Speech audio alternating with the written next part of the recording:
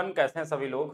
Good evening to all of you. और आज हम लोग पढ़ने वाले हैं औसत, और औसत में हम लोग पढ़ने वाले हैं कंप्लीट कॉन्सेप्ट और साथ में उसके आए हुए क्वेश्चन प्रीवियस ईयर रेलवे में 2018, 19, 21, 22 वाले, यानी कि सभी क्वेश्चनों को देखेंगे हम लोग जो C1 CBT या फिर ग्रुप डी में पूछा गया है, या जेई का हो या फिर वो एलपी का हो, सभी क्वेश्चन हम लोग करने वाले हैं। लेकिन उससे पहले आज हम लोग लेवल 1 वाला कॉन्सेप्ट सीखेंगे और मैक्सिमम चीज़ों को हम लोग कवर करने की कोशिश करेंगे जितने भी टाइप के क्वेश्चन आते हैं।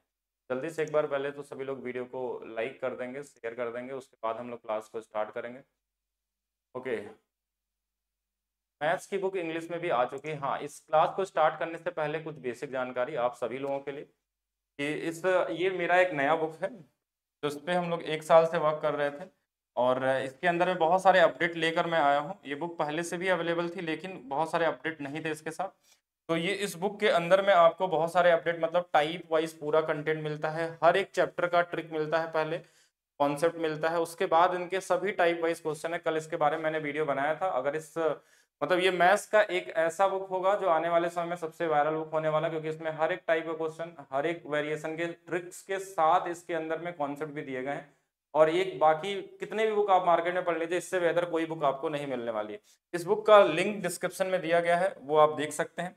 इसके अलावा दूसरी जानकारी है कि अभी maths by DP sir official application पे आप सभी लोगों के लिए 50% का ऑफ आया हुआ है, जो दिवाली पे हमारे तरफ से सभी के लिए गिफ्ट है, जहां पे आप कोड अप्लाई कर सकते हैं दिवाली 50, जिससे कि 50% का ऑफ मिल जाएगा। जिस बैच की क्लास हम लोग कर रहे हैं अभी, जिसमें आप पढ़ रहे हैं, ये क्लास, ये आपकी पेड बैच वाली क्लास है जो आज यूट्यूब पे भी साथ में आपको दिख रही होगी। तो यूथ एनटीपीसी बैच है, इसमें भी 50% का ऑफ मिल जाएगा आपको। मैथ्स फाउंडेशन बैच, जिनको 2025 का किसी भी एग्जाम का टारगेट करना है, वो मैथ्स फाउंडेशन बैच ले सकते हैं। बाकी महासंगम बैच, जिसमें सभी बैचेस एक साथ मिल जाते हैं, पिनेकल बुक हो या मैथ्स फाउंडेशन बैच हो या ये वाला बैच हो, सारे के सारे बैच इसमें मिल जाएंगे और इस पे भी आपको 50% का ऑफ मिलेगा, जो दिवाली के लिए बहुत ही बड़ा सरप्राइज है सभी के लिए। तो स्टार्ट किया जाए क्लास आज की हम लोग। सबसे पहले तो हम लोग समझेंगे कि औसत क्या होता है, ठीक है, और औसत के बारे में पूरी जानकारी हम लोग देखेंगे। बेसिक जानकारी, क्या क्या चीज़ आपको पता होना चाहिए, क्या उसके ट्रिक्स होते हैं, किस तरीके से क्वेश्चन हम लोग सॉल्व करते हैं। बाकी जो लोग एप्लीकेशन पे देख रहे हैं, हाँ, एप्लीकेशन में जो देख रहे हैं वो अभी एप्लीकेशन में भी देख सकते हैं। जो लोग यूट्यूब पे अगर हमारी क्लास देख रहे हैं तो यूट्यूब पे भी आप पढ़ सकते हैं। तो स्टार्ट करते हैं। गुड इवनिंग राजकुमार गुप्ता, अमित, कई सारे लोग आ चुके हैं। ट्रिगो का पीवाई को बिल्कुल करवाएंगे, आने वाले समय में जल्दी ही मिल जाएगा। आज का जो टॉपिक है आप लोगों का औसत है। औसत क्या होता है, सबसे पहले तो ये चीज़ों को समझना होगा कि एवरेज का मतलब क्या है, मीनिंग क्या है। इसके लिए जो बेसिक फार्मूले बुक में दिए रहते हैं वो फार्मूला क्या होता है कि sum of observation upon number of observation, जितने भी नंबर है उनको जोड़ दीजिए, उतने नंबर से डिवाइड कर लीजिए। क्या यही औसत है? नहीं, इसमें बहुत सारी चीज़ें आपको समझनी होगी। बहुत सारी बेसिक जानकारी अगर आपके पास होंगी तो आप रेलवे क्वेश्चनों को एक एक से 2-2 सेकंड के अंदर लगा सकते हैं। लेकिन कब? जब आपके पास बेसिक कॉन्सेप्ट बेहतर हो। आप सिर्फ क्वेश्चन लगाने से नहीं सीख सकते, साथ में आपको कॉन्सेप्ट चाहिए। और जो बहुत ही इंपॉर्टेंट है, ये बेसिक नॉलेज कुछ औसत के बारे में लिखा गया, लेकिन औसत का जो हमारे हिसाब से जो मीनिंग होता है वो होता है कि अगर मान लीजिए आप 4 दोस्त हैं और 4 दोस्तों के पास कुछ कुछ पैसे हैं, अलग अलग अमाउंट में है, तो अगर उसको सभी में बराबर बराबर बांट देना होगा तो यही औसत होता है। औसत क्या बोलता है कि आप सभी को इक्वल इक्वल दीजिए। मान लीजिए 4 दोस्त हैं आपके पास, एक के पास 10 रुपए है, एक के पास 11 रुपए है, एक के पास 12 है, एक के पास 13 रुपए है, सपोज करिए 14 रुपए, जो भी वैल्यू ले लिए, ये अलग अलग इनके पास अमाउंट है। तो औसत क्या बोलता है कि इन सभी को जोड़ के 4 से भाग दे दीजिए, ये भी औसत निकल जाएगा। लेकिन अगर इसको दूसरे नजरिए में देखें तो हम ये बोलेंगे कि देखिए, सबसे मिनिमम जिसके पास पैसा वो 10 रुपए तो है ये, लेकिन इन लोगों के पास कुछ ज्यादा पैसा है। जो ज्यादा पैसा है ना, उसको सब में बराबर बराबर बांट लेते हैं। जैसे इसके पास 1 रुपया ज्यादा है, इसके पास 10 से देखें तो 2 रुपया ज्यादा है, इसके पास 4 रुपया ज्यादा है, यानी कि ये 4, 2, 6 और 1, 7, ये जो 7 रुपए है ना, इसको सभी में बांट लीजिए। कितने लोग हैं? 4 लोगों में। तो इसका जो औसत आ जाएगा, 4 से ये कट जाएगा, यानी 11 से ही 3/4 आ जाएगा, या 11.75 समथिंग जो भी आ जाए। तो ये वाली वैल्यू हमारे पास क्या होती है? औसत होती है। एक दूसरा तरीका जो नॉर्मली सब लोग यूज करते हैं कि सभी को जोड़िए और जितने संख्या डिवाइड कर देंगे तो भी आंसर हमको मिल जाता है। लेकिन औसत को हम दूसरे नजरिए से देखेंगे तो क्वेश्चन हमारा इजी हो जाएगा कि अगर हमारे पास 4 लोग हैं और इनका औसत निकालना है, और 4 दोस्त मान लीजिए आप लोग आपस में हैं, सबके पास इतने इतने रुपए अलग अलग है, तो औसत क्या बोलता है कि सबको बराबर कर दीजिए। बराबर करने का तरीका कि जो सबसे कम वाला वैल्यू अगर उसको हम ले ले कि 10 रुपया, तो देखिए सबके पास मिनिमम है ही है। इससे ज्यादा जितना एक्स्ट्रा पैसा है, उन सभी पैसे एक्स्ट्रा को सभी चारों लोगों में डिवाइड कर लीजिए, वो भी औसत हमारा देता है। एक बेसिक जानकारी औसत के बारे में, और इसका यूज हम लोग करेंगे क्वेश्चन में आगे चल के, जैसे अभी क्वेश्चन हम लोग सॉल्व करना शुरू करेंगे। तो जल्दी सभी लोग वीडियो को पहले तो एक बार लाइक कर देंगे, शेयर कर देंगे जो लोग यूट्यूब पे देख रहे हैं, और स्टार्ट करते हैं हम लोग इसके आगे का पहला केस। देखिए ये पहला प्रॉपर्टी थी, अब दूसरी प्रॉपर्टी आपको समझना हो क्या होगा कॉन्सेप्ट में। दूसरी प्रॉपर्टी कि यदि प्रत्येक दी गई संख्या में अगर n की वृद्धि की जाती है तो उसका औसत भी n से बढ़ जाता है। अगर मान लीजिए कई सारे नंबर दिए गए हैं आपके पास और बोला जाए सभी संख्या में हमने 5 बढ़ा दिया तो औसत भी 5 से बढ़ जाएगा। एग्जाम्पल के लिए जैसे क्वेश्चन हमने लिखा कि 13 संख्याओं का औसत 24 है, अगर प्रत्येक संख्या में अगर हम 3 की वृद्धि की जाती है तो नया औसत क्या होगा। तो 3 इस 24 में जुड़ जाएगा और हमारे पास नया औसत कितना आ जाएगा, 27 आ जाएगा। ये केस नंबर 2 है औसत के बारे में जानने के लिए, क्योंकि हम हर एक नंबर में 3 जोड़ेंगे नहीं, ठीक है, जोड़ के नया औसत नहीं निकालने वाले हैं। हमको सिर्फ क्या करना है कि अगर सभी संख्याओं में संख्या जोड़ी जा रही है, अगर सेम नंबर जोड़े जा रहे हैं तो आपको औसत भी उसी नंबर से बढ़ जाएगा। ये दूसरा पॉइंट है औसत के बारे में। और ये जो हम लोग क्लास कर रहे हैं ये अपने बुक के कॉन्सेप्ट के हिसाब से कर रहे हैं। जो बुक मैंने आपको शुरू में बताया जिसमें 29 चैप्टर हैं, अर्थमेटिक एडवांस पूरा कंप्लीट है, उसमें भी इसी तरीके से कॉन्सेप्ट दिए जाते हैं कि पहले कॉन्सेप्ट साथ में उसमें ट्रिक्स भी दिए जाते हैं। उसी तरीके से मैं आपको भी यहाँ पे पढ़ा रहा हूँ। चलिए नेक्स्ट देखिए, उसमें जो तीसरा कॉन्सेप्ट है हमारे पास और चौथा और पांचवा, इनको भी एक बार ध्यान समझेंगे। ये भी रूल सब फॉलो करने वाला औसत के लिए कि यदि प्रत्येक संख्या दी गई संख्या n से कम हो जाती है, यानी सभी संख्याएं अगर n से कम होती हैं, सभी नंबर में n से कम किया जाएगा तो औसत भी क्या होगा, n से कम हो जाएगा। जैसे जोड़ने पे n से बढ़ता था सेम उसी तरीके से n से घट जाएगा अगर नंबर होगा तो। अगर प्रत्येक संख्या में n से गुणा किया जाए तो उनका औसत भी n से क्या होगा, मल्टीप्लाई हो जाएगा। अगर हम n से मल्टीप्लाई करेंगे तो औसत भी n से मल्टीप्लाई हो जाएगा। सेम इसी तरीके से यदि प्रत्येक संख्या में n से विभाजित किया जाता है तो उनका औसत भी n से विभाजित हो जाएगा। ये तीसरा, चौथा और पांचवा पॉइंट जो हमेशा आपको माइंड में रखना है। डायरेक्ट क्वेश्चन आपको एग्जाम में पूछे जाते हैं और अगर आपको आइडिया रहेगा तो आप सीधा सीधा कर लेंगे, क्योंकि कुछ जानकारी, बेसिक कॉन्सेप्ट आपको अगर नहीं पता रहेंगे तो आप स्पीड अपना नहीं बढ़ा पाएंगे। अगर आपके पास सही में पूरा कॉन्सेप्ट औसत का मिल जाए तो आप औसत के कितने भी बड़े से बड़े क्वेश्चन हो आप उनको मैक्सिमम से मैक्सिमम 10 से 15 सेकंड के अंदर लगा सकते हैं। मैक्सिमम मैंने बताया, और बहुत सारे क्वेश्चन होंगे जहाँ पे इजी तरीके से लगा सकते हैं और भी कम समय लगते हैं, और कुछ क्वेश्चन ऐसे होते हैं जिसमें कैलकुलेशन होता है, गुणा करना ही पड़ता है हमको, तो वहाँ थोड़ा सा ज्यादा समय लग जाता है। मैक्सिमम ये भी होगा। एप्लीकेशन पे भी क्लासेस चल रही हैं, अगर आप देखेंगे अपने बैच के अंदर एनटीपीसी ग्रुप डी वाले में तो वहाँ पे चल रही है। अगर जिनको वीडियो नहीं विजिबल हो पा रहा है तो वो एक बार बताएंगे, एक बार हम चेक कर लेंगे उसको कि अगर एक बार देखा जाएगा। हाँ, वहां से हम लोग वेट कर लेते हैं। हाँ बिल्कुल चल जाएंगी आपकी क्लासेस, एप्लीकेशन पे भी चल रही हैं, ठीक है, वेट करेंगे वहां पे आपको दिख जाएंगे। तो एक बार एप्लीकेशन के वालों के लिए मैं फिर से बता देता हूँ कि हमारे पास औसत के बारे में क्या क्या जानकारी थी। यहाँ से हम एक बार फिर से बताते हैं कि अगर औसत का मतलब होता है कि अगर हमारे पास 4 दोस्त हैं, 10, 11, 12 और 14, सबके पास अलग अलग रुपए हैं, तो हम क्या करते हैं कि सबको बराबर बराबर बांटने की कोशिश करते हैं। बराबर बराबर मतलब अगर 10 रुपया देखा जाए तो मिनिमम सभी के पास है, और अगर इससे इसके पास 1 रुपया ज्यादा, इसके पास 2 और इसके पास 4 रुपया ज्यादा, तो इन सभी रुपयों को 4 लोगों में बांट दीजिए, यही हमारा औसत होता है। एक कॉमन चीज ये बताया गया। दूसरा चीज ये बताया गया, दूसरा पॉइंट कि यदि प्रत्येक दी गई संख्या में n की वृद्धि होती है तो औसत में भी n की वृद्धि हो जाएगी। जैसे अगर 13 संख्याओं का औसत अगर 24 है तो अगर 3 की वृद्धि हो रही सभी संख्या में तो औसत भी 3 से बढ़ जाएगा। और इसके बाद तीसरा पॉइंट मैंने ये बताया कि यदि प्रत्येक दी गई संख्या में n की कमी होती है तो औसत भी n से कम हो जाएगा। अगर n से गुणा किया गया सभी संख्या में तो औसत में भी n से गुणा हो जाएगा। यदि प्रत्येक दी गई संख्या में n से विभाजित किया जाता है तो औसत में भी हमारे पास n से क्या हो जाएगा, विभाजित हो जाएगा। सिर्फ इतना बेसिक जानकारी आप लोगों को बताया गया। हाँ, बाकी जो लोग देखिए अभी नहीं देख पा रहे हैं एप्लीकेशन पे, वो लोग क्या करेंगे, हाँ वो लोग आप लोग यूट्यूब पे भी क्लासेस दे सकते हैं, बाद में वो क्लासेस अपडेट हो जाएंगी आपकी, ठीक है, उसके लिए कोई प्रॉब्लम नहीं है। हाँ, यूट्यूब पे आ सकते हैं सभी लोग। चलिए नेक्स्ट अगर एक बार देखा जाए उसी पे एक छोटा सा क्वेश्चन अप्लाई करके देखते हैं। कॉमन क्वेश्चन है ये, सिर्फ एग्जाम्पल के लिए लिया गया, आपके एग्जाम का कोई क्वेश्चन नहीं है। कि अगर हमारे पास दिया कि 10 संख्याओं का औसत 10 है और प्रत्येक संख्या में 5 की वृद्धि की जाती है तो औसत में भी 5 की वृद्धि हो जाएगी और आंसर कितना हो जाएगा, 15 हो जाएगा। अगर 40 संख्याओं का औसत 25 है और प्रत्येक संख्या में अगर 3 से गुणा किया जाए तो नया औसत में भी 3 से गुणा कर दिया जाएगा और आंसर कितना आ जाएगा, 75। सेम क्वेश्चन एक और देखेंगे, 35 संख्याओं का औसत 125 है, यदि प्रत्येक संख्या में 5 से विभाजित किया जाए तो आंसर यहाँ क्या आ जाएगा 125 में हम 5 से विभाजित कर लेंगे और ये कितना आ जाएगा 25 आ जाएगा। तो ये कॉमन सा रूल है, एक बेसिक हमने कितने रूल सीखे अभी तक, 4 बेसिक प्रॉपर्टी हमने समझी औसत के बारे में। नेक्स्ट की तरफ बढ़ते हैं हम लोग। नेक्स्ट और क्या क्या चीजें आपको जाननी चाहिए इसको पढ़ने से पहले।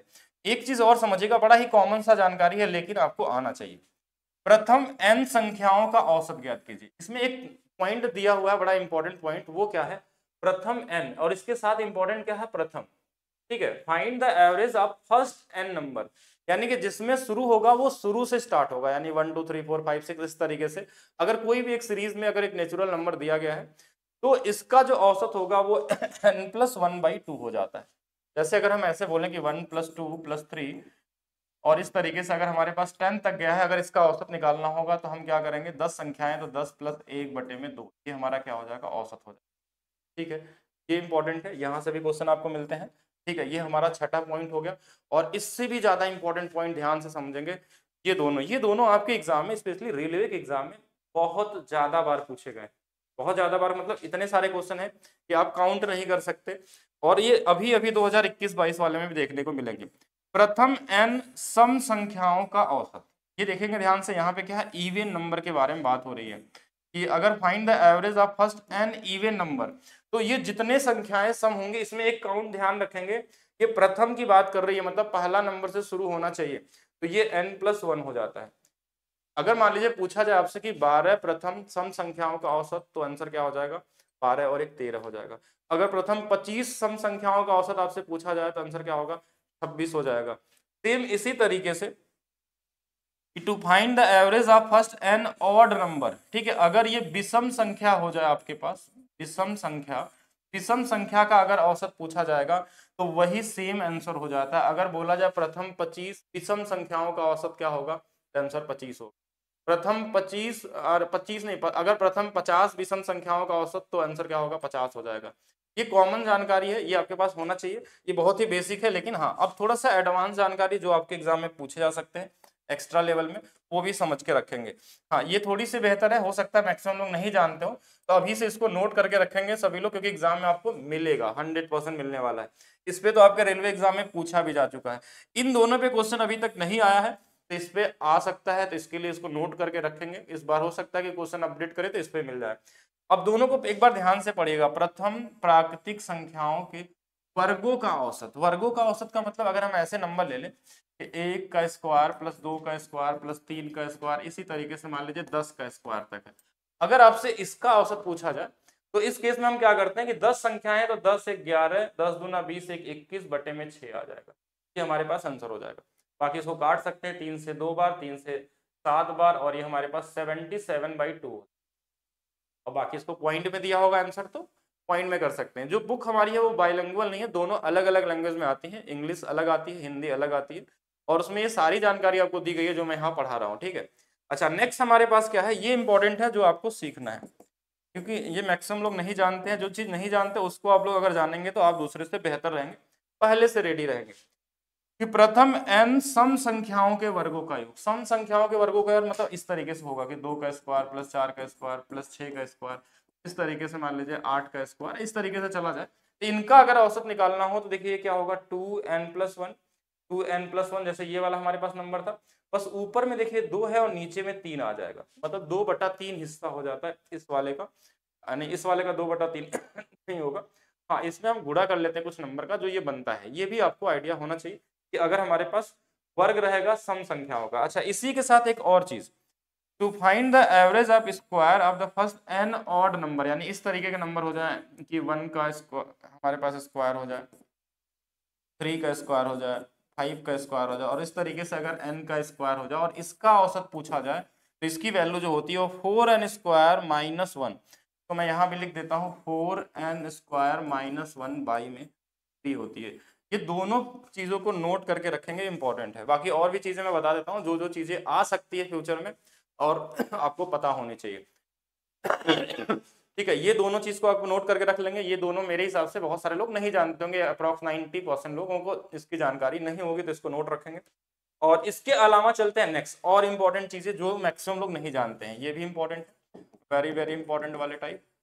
और स्पेशली सीजीएल वाले भी ध्यान रखेंगे, जो लोग सीजीएल का एग्जाम देने वाले हैं वहाँ पे भी ये चीज़ें मिल सकती हैं, क्योंकि वहाँ पे बहुत आसान वाले नहीं मिलते, थोड़ा सा बेहतर ही पूछे जाते हैं मेंस के एग्जाम में। जिनका मेंस का एग्जाम वहाँ पे भी काम आ सकता है, बाकी आपके एग्जाम में भी रिपीट हो सकता है। प्रथम मूल संख्याओं के घनों का औसत अंक, यहाँ पे क्यूब की बात हो रही है। अगर क्यूब की बात होगी तो n+1 का होल स्क्वायर बाई में 4, ऐसा हम कर सकते हैं, ठीक है। दूसरा क्या है कि सम संख्याओं में पहले वाले घनों का औसत अंक, अगर वो सम संख्या रहेगा, यानी कि इस तरीके से कि 2 का क्यूब, 4 का क्यूब, 6 का क्यूब और इस तरीके से n का क्यूब गया है और ये सम संख्याएं हैं, तो ये 2n n+1 का होल स्क्वायर, इससे हमारा आंसर आ जाएगा। बाकी क्वेश्चन अभी हम लोग करेंगे, इससे प्रैक्टिस तो सीखेंगे। हाँ, फार्मूला याद रखना पड़ेगा, कुछ फार्मूले आपको याद रखने पड़ेंगे, तो बहुत ही जरूरी है आपके लिए, ठीक है। और ये जो फार्मूले बेस पे आते हैं, अगर ये फार्मूला नहीं याद रहेगा तो एग्जाम में आप इसको नहीं कर सकते हैं, कोई दूसरा ऑप्शन है ही नहीं आपके पास करने का, ना तो इसके लिए कोई ट्रिक अप्लाई कर सकते हैं। हाँ, किसी किसी क्वेश्चन में अगर फार्मूला याद है तो उसके हेल्प से ट्रिक लगा के आप डिविजिबिलिटी रूल या यूनिट डिजिट लगा सकते हैं, लेकिन अगर आपको याद ही नहीं है तो फिर आप आगे ही नहीं बढ़ पाएंगे इसमें, ठीक है।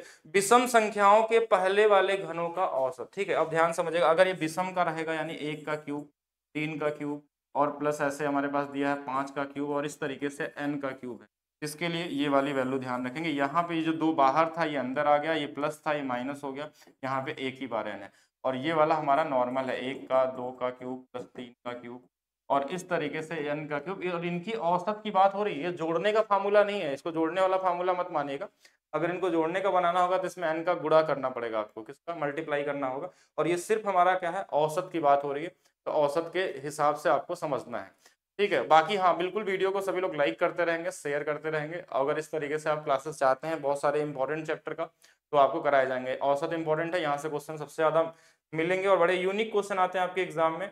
और एक लास्ट चीज और समझ लेंगे कि यदि दी गई संख्याओं में प्रत्येक 2 लगातार संख्याओं का अंतर समान है, तो इनके औसत जो होगा वो हमारे पास क्या होगा, फर्स्ट और लास्ट बटे में 2।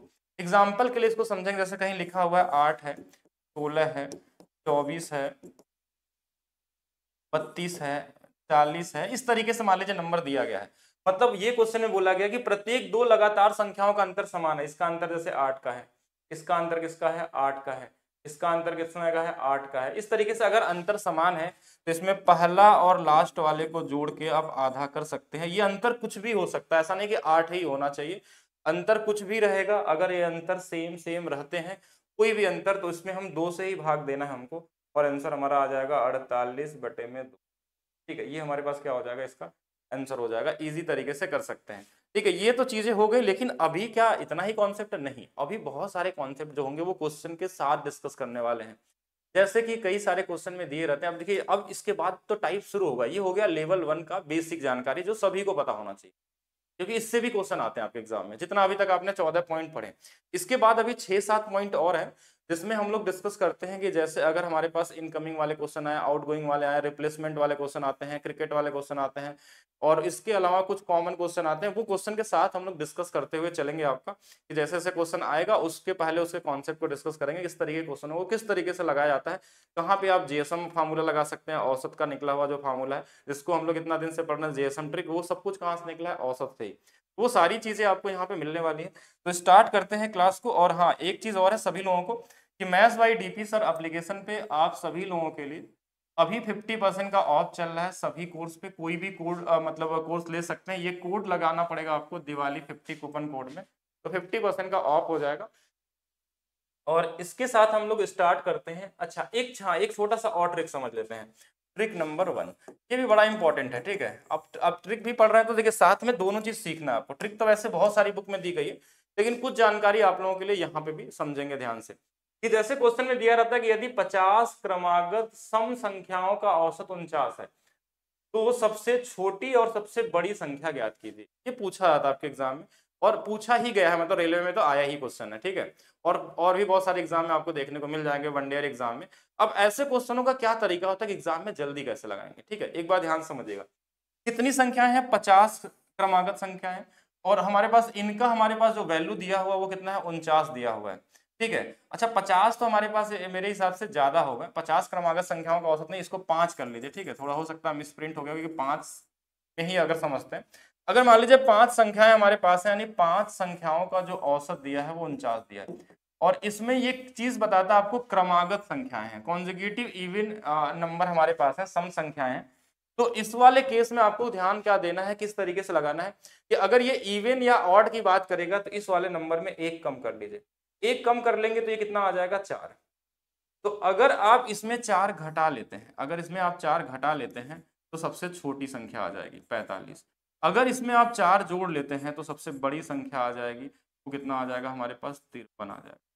एक 45 और एक 53 आ जाएगा। एक चीज हमेशा हमको ध्यान रखना है, बड़ी संख्या पूछा जाए या छोटी संख्या पूछा जाए तो उसके हिसाब से हम लोग लगा सकते हैं, ठीक है। हाँ 53 54 कहाँ से ला दिए, 54 कहाँ से आ गया, देखिए इसमें कॉमन सी चीज है कि जो भी नंबर दिया होगा उसमें पहले एक कम कर लेंगे 4, अब यही 4 एक बार जुड़ जाएगा इसमें और एक बार 4 क्या होगा, हट जाएगा, और इसके हिसाब से एक छोटा नंबर और एक बड़ा नंबर हमारे पास आ जाता है। एक और एग्जाम्पल समझेंगे ध्यान से, ऐसे क्वेश्चनों को एग्जाम में जल्दी लगाना है। अच्छा अगर ये 5 विषम संख्याएं होती ध्यान से यहाँ पे भी, तो भी ये हमारे पास काम कर जाता आपका, कि अगर एक छोटी से छोटी बड़ी बड़ी संख्या अगर हमारे पास है तो 5 के लिए भी हम क्या करेंगे, एक कम कर लेंगे 4, तो 4 इसमें घटा लेंगे। हाँ 4 अगर इसमें हम घटा लेते हैं तो ये हमारे पास कितना हो जाएगा, 4 इसमें घटा लेंगे तो ये 45 हो जाएगा, 4 जोड़ लेंगे तो हमारे पास कितना हो जाएगा, ये 53 हो जाएगा। अच्छा इस वाले क्वेश्चन में थोड़ा सा गलत हो गया कि देखिए इसमें 49 तो पॉसिबल ही नहीं है ना, इसमें ये वाली वैल्यू हमारे पास क्या होना चाहिए, 50 देना होना चाहिए। क्या देना चाहिए, 50, कि 5 संख्याओं का ये अगर ये 50 दिया होगा तब ये कर पाएंगे, क्योंकि वैसे तो वो हमारे पास क्या आ जाएगा, ऑड नंबर आ जाएगा। ध्यान से समझेंगे, वो ऑड नंबर आ जाएगा, जो अभी बताया उसको ध्यान नहीं देंगे, नहीं तो फिर गलत कर देंगे एग्जाम में आप।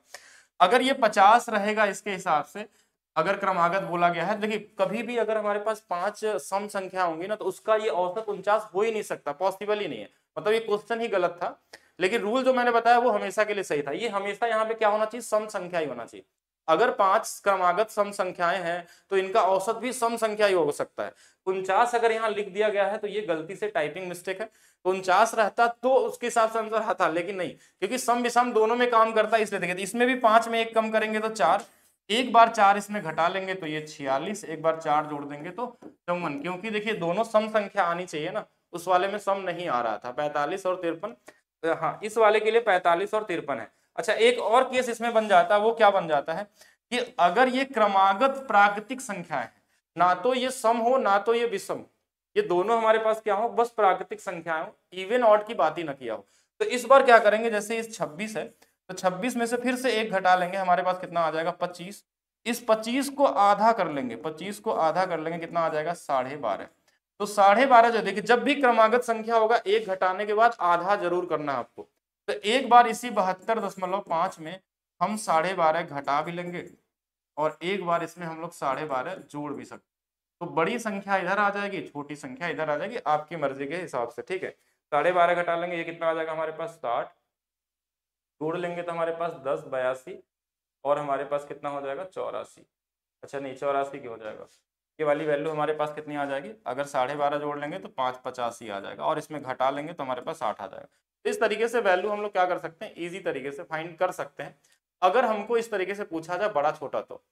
हाँ अब बिल्कुल एकदम सही है, हाँ पिछला वो क्वेश्चन ही गलत था, इस वजह से उसमें रॉन्ग आंसर आ गया था, तरीका हमने सही बताया था।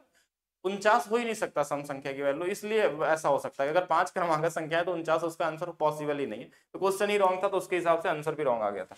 हाँ अब ये हो गया 3 चीजें, अब हम करते हैं क्वेश्चन की शुरुआत, ठीक है। ये क्वेश्चन आपका टाइप 1 का है, हाँ ये क्वेश्चन आपका टाइप 1 का क्वेश्चन है, यानी कि ये बुक के हिसाब से टाइप 1 है, आप जिस बुक से हम पढ़ा रहे हैं इस बैच के अंदर में, यूथ बुक का, ठीक है। तो इसका ये पहला क्वेश्चन है, यहाँ से क्वेश्चन शुरू करेंगे, एक बड़ा कॉमन सा इजी क्वेश्चन से शुरुआत करते हैं। क्वेश्चन में क्या दिया हुआ है कि 7 क्रमागत संख्याओं का एक अनुक्रम पे विचार कीजिए जिसमें पहली 5 संख्याओं का औसत z दिया हुआ है और अंतिम 3 संख्याओं का औसत ज्ञात करें, तो z+3 हो जाएगा, कितना हो जाएगा z+3 हो जाएगा।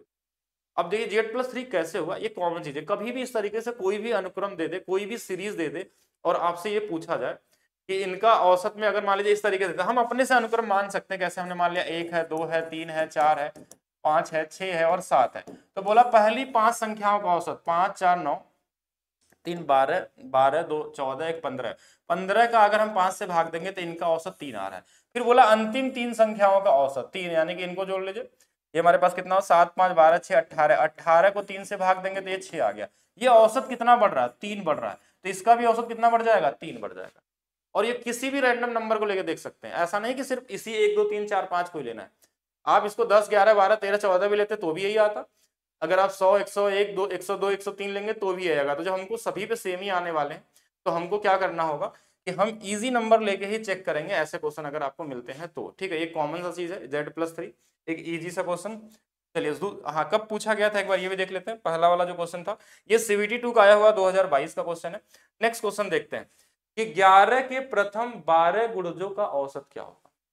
इसका मतलब क्या होता है? 11 का मतलब प्रथम 12 गुणजों का औसत का मतलब हो गया 11 का टेबल आपको पढ़ना है कितने बार, 12 बार। ऐसे मतलब कि पहले 11 है, फिर 22 है, फिर 33 है, और इस तरीके से कितने बार है, 12 टाइम्स है। तो इनका औसत निकालना है। तो क्या इस तरीके से लिखेंगे? नहीं, इस तरीके से लिखने की जरूरत नहीं पड़ती है, आप आंसर सीधा सीधा निकाल सकते हैं। अच्छा, एक कॉमन तरीका मैं निकालता हूं कि हमने क्या बोला था कि अगर ये डिफरेंस सेम होता है, डिफरेंस अगर सेम होता है तो लास्ट और पहले वाले का योग निकाल के हम आधा कर लेते हैं। यही करते थे। देखिए, पहला टर्म्स हमको पता है कि 11 आएगा, और अंतिम वाला टर्म्स क्या आएगा, 11 में 12 से गुणा करना पड़ेगा। ध्यान देखिएगा, अभी ये आंसर नहीं है, इस तरीके से एग्जाम में नहीं लगाना है, एग्जाम में तो डायरेक्ट आंसर आएगा। लेकिन उसके पहले की चीजें सीखिए, कैसे क्रिएट होता है, ट्रिक कैसे बनते हैं। पहला तो ये था कि क्वेश्चन में 11 दिया है, 22 दिया है, तो आप एक तरीका आप इस तरीके से निकालिए कि पहला वाला नंबर और लास्ट वाले नंबर को जोड़ के आधा कर लेते हैं, आंसर आ जाता है। तो ये भी तरीका ठीक है। लेकिन पहला नंबर ये होगा और अंतिम वाला नंबर 12 गुणज तक दिया है कि 12 बार गुणा करना है, तो हमने 12 से कर लिया। क्या इन दोनों में ये 11 कॉमन है? तो बोलेंगे 11 कॉमन है। यहाँ एक बचेगा, यहाँ 12, एक 13 हो जाएगा, और ये हमेशा किससे भाग देना है, 2 से ही भाग देना है। क्यों 2 से भाग देना है? कि अभी थोड़ा देर पहले मैंने एक कॉन्सेप्ट आपको सिखाया था। कौन सा वाला? ये वाला कॉन्सेप्ट कहाँ चला गया, कि अगर कोई नंबर सीरीज अगर गैप पे चलती है तो फर्स्ट और लास्ट बटे में 2 ही आता है लास्ट में। ठीक है, तो अब क्या हमको करना है, एग्जाम में क्या करेंगे, क्या हमको ऐसे करना चाहिए, इतना पूरा हम लिखें 11, 11 गुणे 12 बटे में 2, ठीक है, ये भी इजी है, बन जाता है आंसर। लेकिन एग्जाम में हमको ना तो ये करना है। अब ये समझ गए ही कैसे होता है। अब एग्जाम में सिर्फ एक सिंगल लाइन लिखनी है कि अगर बोला है 11 का गुणज तो 11 लिख लीजिए, अगर 12 बोला है तो 12 गुना तक बोला है कि 12 गुना तक करना है तो 12 में एक जोड़ लीजिए, 13 बटे में हमारे पास कितना आ जाएगा, 2 कर लेना, और कुछ नहीं करना, 143 बटे में 2, तो ये आ जाएगा 71। कॉमन सा क्वेश्चन, मतलब ये इतना ही सिंगल लाइन लिखना है। ये मेंटली भी हो सकता है, माइंड में भी कर सकते हैं। ना तो आपको इसको लिखने की जरूरत है, ना तो फार्मूला भी लगाना है, ना तो लास्ट और फर्स्ट का सम बटे 2 करना है। ये हमको पता होना चाहिए लेकिन कि हाँ, पहला और लास्ट का सम से ही ये निकला है फार्मूला। लेकिन उसका भी शॉर्टकट तरीका ये होगा कि अगर ये 12 गुणा दिया है, अगर सपोज करिए इस क्वेश्चन में अगर ऐसा दे देता आपको, इस 12 की जगह पे 13 दे देता है, अगर इस 12 की जगह पे क्या बोलता है कि 13 गुणजों का औसत, तो आंसर क्या होता है, 11 तो रहेगा ही रहेगा, 13 में एक जोड़ लीजिए 14, और बटे में कितना आ जाएगा, 2 आ जाएगा। ये 7 बार में कट जाएगा, आंसर 77 आ जाएगा। इतना ही करना है। कभी भी ये क्वेश्चन अगर दोबारा मिले तो ऐसे ही करना है। हम ये नहीं बोलते आप लगा नहीं सकते, आप इसका गुणा करके भी लगाते, 11 + 132 बटे में 2, तो भी आंसर आता। लेकिन इसमें गुणा करके जोड़ने में फिर टाइम क्यों बर्बाद करेंगे? हमेशा अगर ये 11 दिया है और ये 12 गुणज बोला है तो 14 से गुणा कर लीजिए, क्योंकि आएगा वही हमेशा, क्योंकि प्रोसेस यही है, 11 कॉमन लेंगे तो एक जुड़ेगा इसमें, तो ये हमेशा गुणा होगा। अगर ये 15 गुणज बोल देता, अगर यहाँ पे कि 15 गुणज, अच्छा इतना ज्यादा बार मैं क्यों बता रहा हूँ इसको, क्योंकि बहुत ज्यादा बार पूछा गया आपके एग्जाम में। ठीक है, और कोई रीजन नहीं है कि इसको बार बार बताने का। तो कोई भी नंबर यहाँ देगा, 15 गुणज देगा तो किसका गुणा करेंगे, अगर 11 का बोला गया तो 11 गुणे में 16 बटे में 2, आंसर कितना आ जाएगा, 88 आ जाएगा।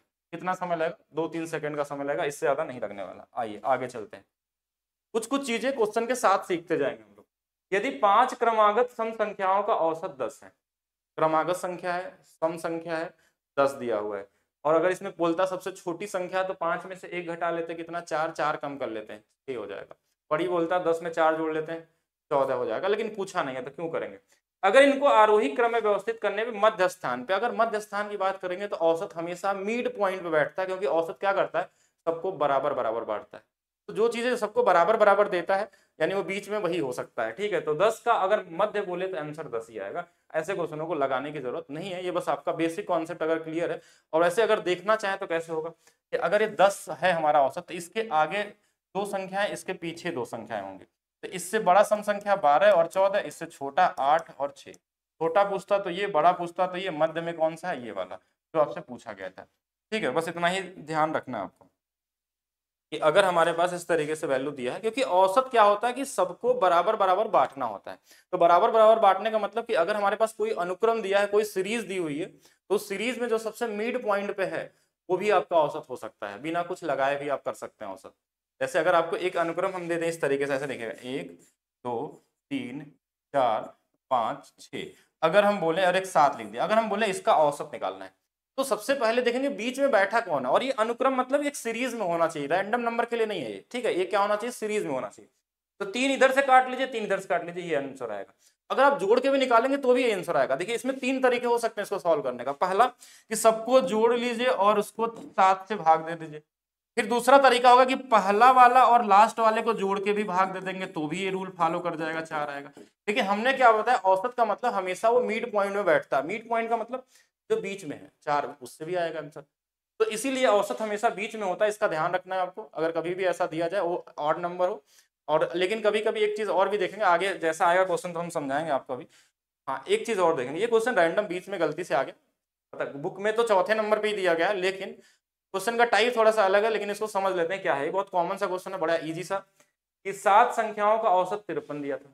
बाद में यह पाया गया कि एक संख्या को गलती से 58 के बजाय 16 लिख दिया गया। मतलब कुछ गलत लिख दिया गया, 58 के बजाय हमने क्या लिख दिया, इसको 16 लिख दिया। मतलब हमने क्या लिखा है, कम लिख दिया है। हमने क्या लिख दिया, इसको कम लिख दिया, कि हमको 58 लिखना था 16 लिख दिया, तो कितना कम लिख दिया बस यही देखना है। तो बोलेंगे 42 कम लिख दिया गया। तो इस 42 का क्या करें, औसत क्या बोलता है कि सभी को बराबर बराबर चीजें बांट दीजिए। औसत का एक ही कॉन्सेप्ट है कि सभी को इक्वल इक्वल वेटेज दे दीजिए। तो इस 42 को सब में बराबर बराबर बांटना है। कितने लोग हैं, 7 लोग। अगर सभी में बराबर बराबर बांटेंगे तो एक लोगों में कितना पड़ जाएगा, 6 6 पड़ जाएगा। तो जो एक्चुअल औसत था 53, वो 6 और बढ़ जाएगा, और आंसर कितना आ जाएगा, 59। और ये क्वेश्चन को आप मेंटली ही सॉल्व करने वाला क्वेश्चन होता है, इसको लिखने की जरूरत नहीं पड़नी चाहिए एग्जाम में, सीधा सीधा कर सकते हैं।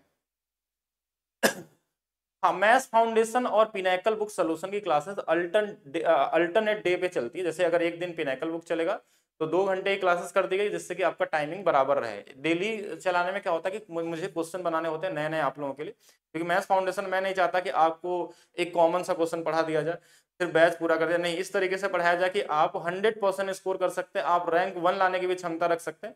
इसके हिसाब से उसमें मैंने अल्टरनेट डे कर दिया कि 2 घंटे की क्लासेस हर अल्टरनेट डे पे चलेगी, जिससे कि दोनों बैच में कॉम्बिनेशन बना रहेगा। ठीक है, चलिए ये हमारे पास क्या होगा, 59। आगे चलते हैं नेक्स्ट क्वेश्चन को। नेक्स्ट क्वेश्चन में क्या बोला कि 3 क्रमागत प्राकृतिक संख्याओं का, क्रमागत की बात यहां भी हो रही है, ध्यान रखिएगा, किसी भी संख्या की नहीं, और के है, यदि संख्याओं के पहले समूह के तुरंत बाद की 2 क्रमागत संख्याओं को जोड़ लिया जाए। ये भी एक कॉन्सेप्ट है कि अगर कोई क्रमागत संख्या चल रहा है, अगर इसके आगे के 2 नंबर आप ले लेंगे तो औसत 1 से बढ़ जाएगा। ठीक है, अगर 4 संख्याएं ले लेंगे तो औसत 2 से बढ़ जाएगा, अगर 6 संख्याएं ले लेंगे तो औसत 3 से बढ़ जाएगा। ये बेसिक कॉन्सेप्ट है, इसको समझ के रखना। अगर 3 क्रमागत संख्या, इसके आगे के 2 संख्या और ले लिया तो उसके आधे से औसत बढ़ता है, तो आधा मतलब 2 लिए तो 1 से बढ़ जाएगा। 1 से बढ़ जाएगा मतलब कौन सा आंसर हो जाएगा, बी वाला। एनटीपीसी 2021 में पूछा हुआ क्वेश्चन है, तो ध्यान रखेंगे। अगर इसको प्रूव करना चाहते हैं कि ऐसा क्यों होता है, तो आप रैंडम नंबर लेके करिए। रैंडम नंबर का मतलब हमने नंबर ले लिया क्या, 1 2 और 3 ले लिया, बोला इसका औसत निकालिए, तो देखेंगे 3 2 5 1 6, 6 का आधा के 3 कर लेंगे, इसका औसत 2 आ जाएगा। यही तो आएगा ना, 3 2 5 6 का 3 से भाग देंगे। फिर बोला इसके आगे का 2 नंबर और ले लीजिए, 4 और 5, ये 2 नंबर और ले लिए।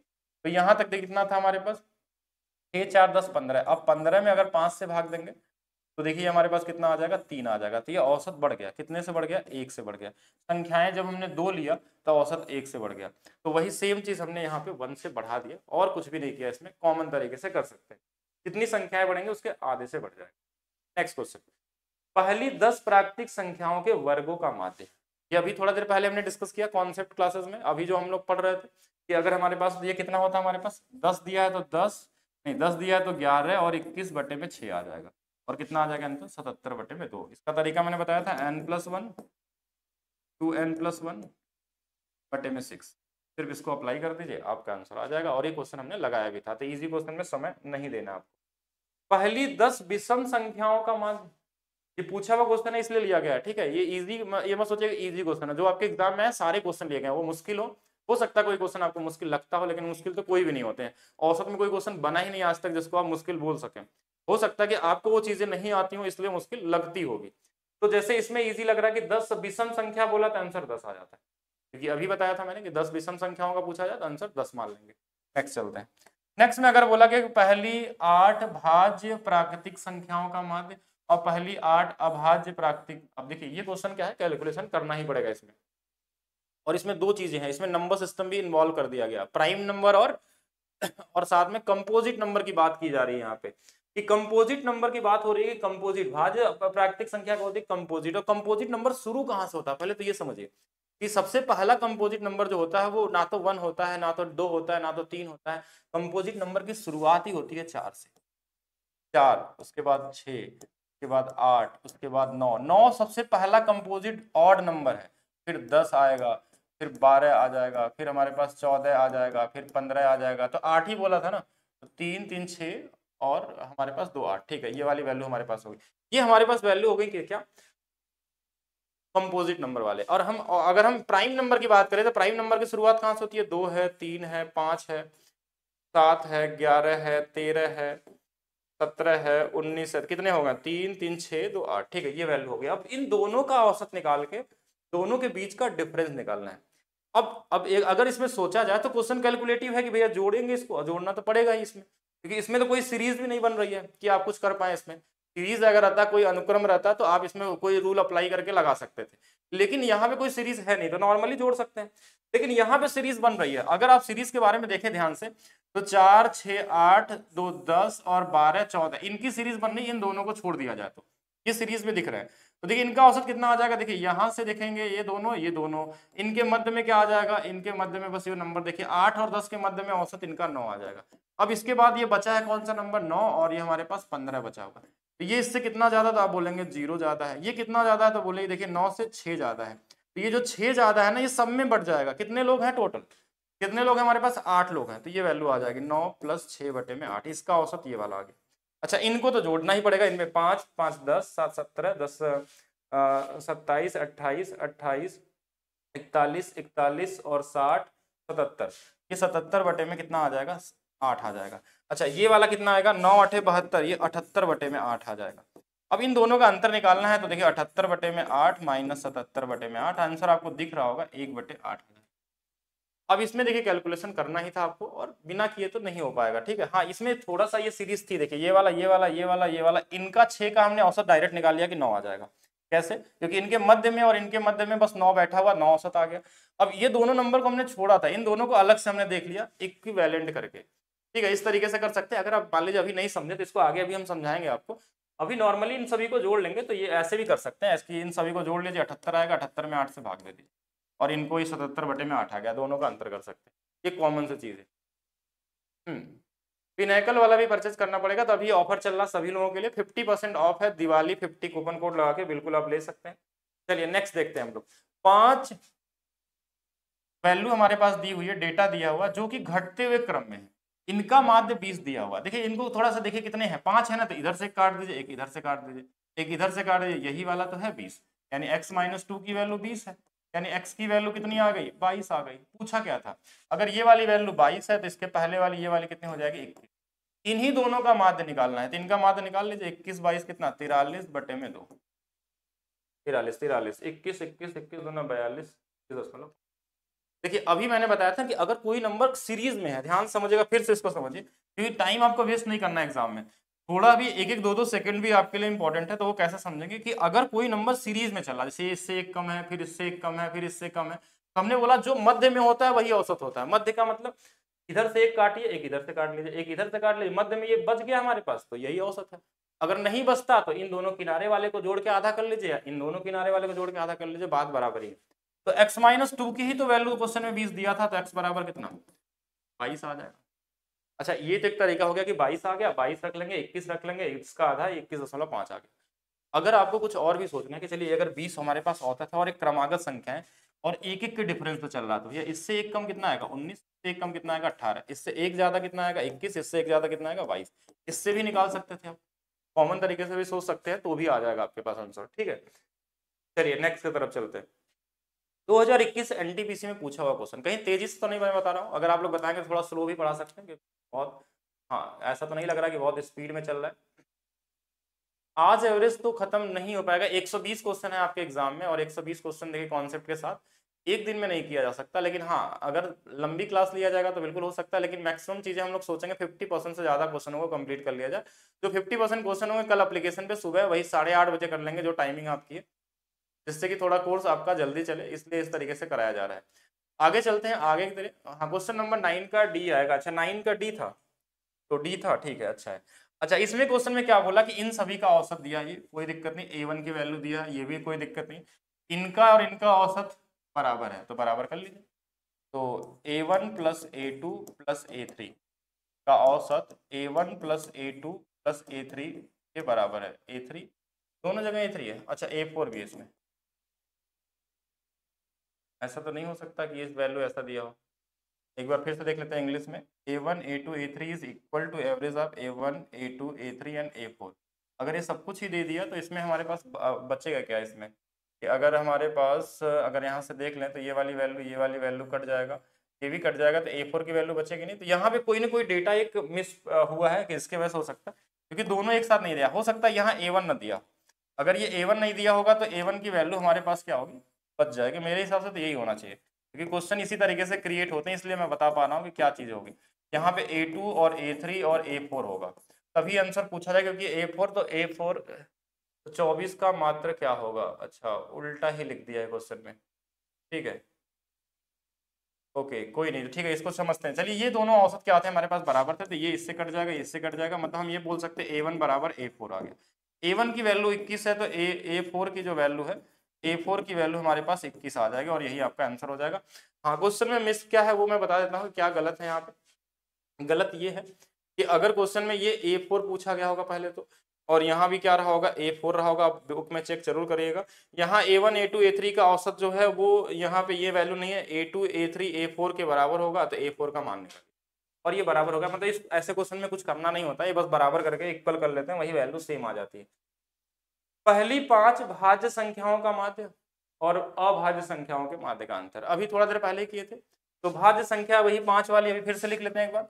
4 से शुरू था, 6 था, 8 था, 9 था और 10 था, ठीक है। अभाज्य वाले देखें तो 2 था, 5 था, 7 था, तो 3 को भूलना नहीं है, ठीक है, 3 भी रहना चाहिए इसमें। 3 है,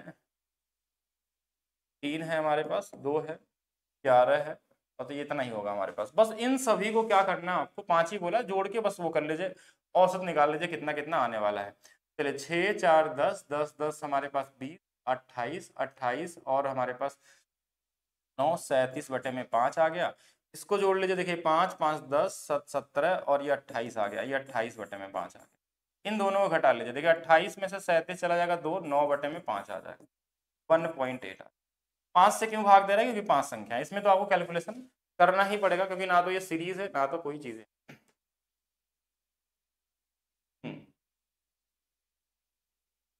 ओके, ठीक है, चलिए ठीक है। एवरेज में 6A1 नहीं है। चलिए थोड़ा और इजी तरीके से आपको बताते हैं, मतलब इजी का मतलब कॉमन तरीके से समझते हैं। हाँ, अब थोड़ा धीरे धीरे बढ़ाते हैं, लोगों का कहना है कि थोड़ा धीरे धीरे बताइए जो चीज़ें ज़्यादा समझ में आए। तो प्रथम 8 विषम संख्याओं का माध्य कितना हो। जो विषम संख्याएं होती हैं इनका माध्य जितने संख्याओं की बात होती है वही आंसर हो जाता है। तो अगर 8 बोला है तो आंसर 8 आ जाए। क्या ये क्लियर है, इसमें कोई दिक्कत है।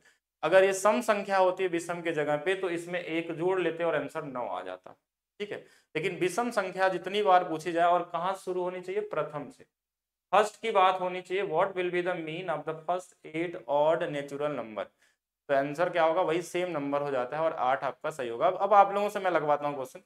हाँ, बहुत मैंने क्वेश्चन सॉल्व कर लिए, अब आप लोग सॉल्व करिए, मैं यहाँ पे सिर्फ आंसर चेक करूंगा कितने लोगों से सही आ रहे हैं। नेक्स्ट बताइए। 5 क्रमागत सम संख्याओं का औसत 40 है, और इन संख्याओं में सबसे छोटी संख्या का मान क्या होगा। क्या ये क्वेश्चन 2-3 सेकंड वाला है कि नहीं। अभी थोड़ा देर पहले मैंने इसका तरीका आपको बताया था क्वेश्चन के शुरुआत में, स्टार्ट करने से पहले, और मैंने बताया था ये क्वेश्चन आपके एग्जाम में आते हैं, ये पूछा भी गया है। तो 5 बोला है, तो देखिए इसमें एक कम हो जाएगा, कितना आ जाएगा, 4, और यही 4 इसमें घटा लेते हैं, तो कितना हो जाएगा, 40 में से 4 चला जाएगा, आंसर कितना आ जाएगा, 4। अगर बड़ी संख्या पूछी जाती तो इसी 40 में 4 जोड़ लेते हैं तो 44 होता, और 44 क्या होती, सबसे बड़ी संख्या।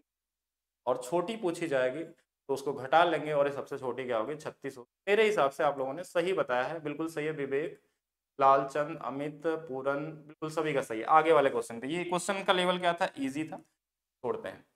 क्या इस क्वेश्चन का तरीका आपको शुरू में अभी बताया गया, क्या इसको लगा सकते हैं, लगा सकते हैं या उड़ा सकते हैं ऐसे क्वेश्चन कि 7 के प्रथम 20 गुणज, तो हमने क्या बोला, 7 होगा, और अगर ये 20 गुणज की बात कर रहा तो इसमें 21 से गुणा कर लीजिए और 2 से भाग दे दीजिए, यही आपका क्या हो जाएगा, आंसर हो जाएगा। कितना समय लगेगा, कुछ भी नहीं, आप आंसर बताइए। हाँ, निकालने का समय देते हैं थोड़ा सा, हम मुझे ऐसा लग रहा है कि मैं ही सॉल्व कर दे रहा हूँ, फिर आप लोग लगा ही नहीं पा रहे हैं। तो चलिए लगाइए और मैं देखता हूँ आप लोग कितने लोगों का सही आंसर आता है। चलिए 44 36 तो आ गया, इस क्वेश्चन का निकालेंगे। एएलपी निकलवा दे, ग्रुप डी से काम नहीं हो रहा। ग्रुप डी में अभी ज्वाइन कर लिए हैं कि नहीं किए हैं? अच्छा, ग्रुप डी में बहुत सारे मेरे स्टूडेंट ऐसे थे जो अभी पढ़ रहे हैं एएलपी और एनटीपीसी, लेकिन ग्रुप डी की वैकेंसी बहुत ज़्यादा आने वाली है। बहुत सारे लोगों के लिए ग्रुप डी का भी जॉब एक अपने लिए जॉब है, कि जिसके पास कोई भी जॉब नहीं है, बेरोजगार पड़ा हुआ है। तो पहला रूल, सभी लोग अपने सिलेबस को कंप्लीट करिए जिस तरीके से आपको कराया जा रहा है। दूसरा, आप मॉक टेस्ट दीजिए, अपने वीक पॉइंट को ढूंढिए, जो जो पॉइंट आपका वीक है, कैलकुलेशन या कोई औसत या अलजबरा ट्रिग्नोमेट्री, उसको स्ट्रॉन्ग करिए, मॉक लगाइए। बस इतना ही करना है, आपका सिलेक्शन 100% है। समय दीजिए अपने एग्जाम के लिए, और कुछ भी नहीं करना। कितना आ जाएगा, चलिए इसको गुणा कर देंगे, 2 से भाग दे देंगे, ये हमारे पास कितना आ जाएगा, 10 10 मतलब 5 आ जाएगा। इसका गुणा कर लीजिए, और कुछ भी नहीं करना है, ठीक है। या फिर आप पहले गुणा कर लीजिए कि 7 एकम 7, 7 दूना 14, फिर 2 से भाग दे दीजिए, थोड़ा ज़्यादा इजी हो जाएगा। 2 से भाग, 2 से 3 बार 73 दशमलव। तो जिनका भी 73.5 आया था बिल्कुल सही था। आगे चलते हैं।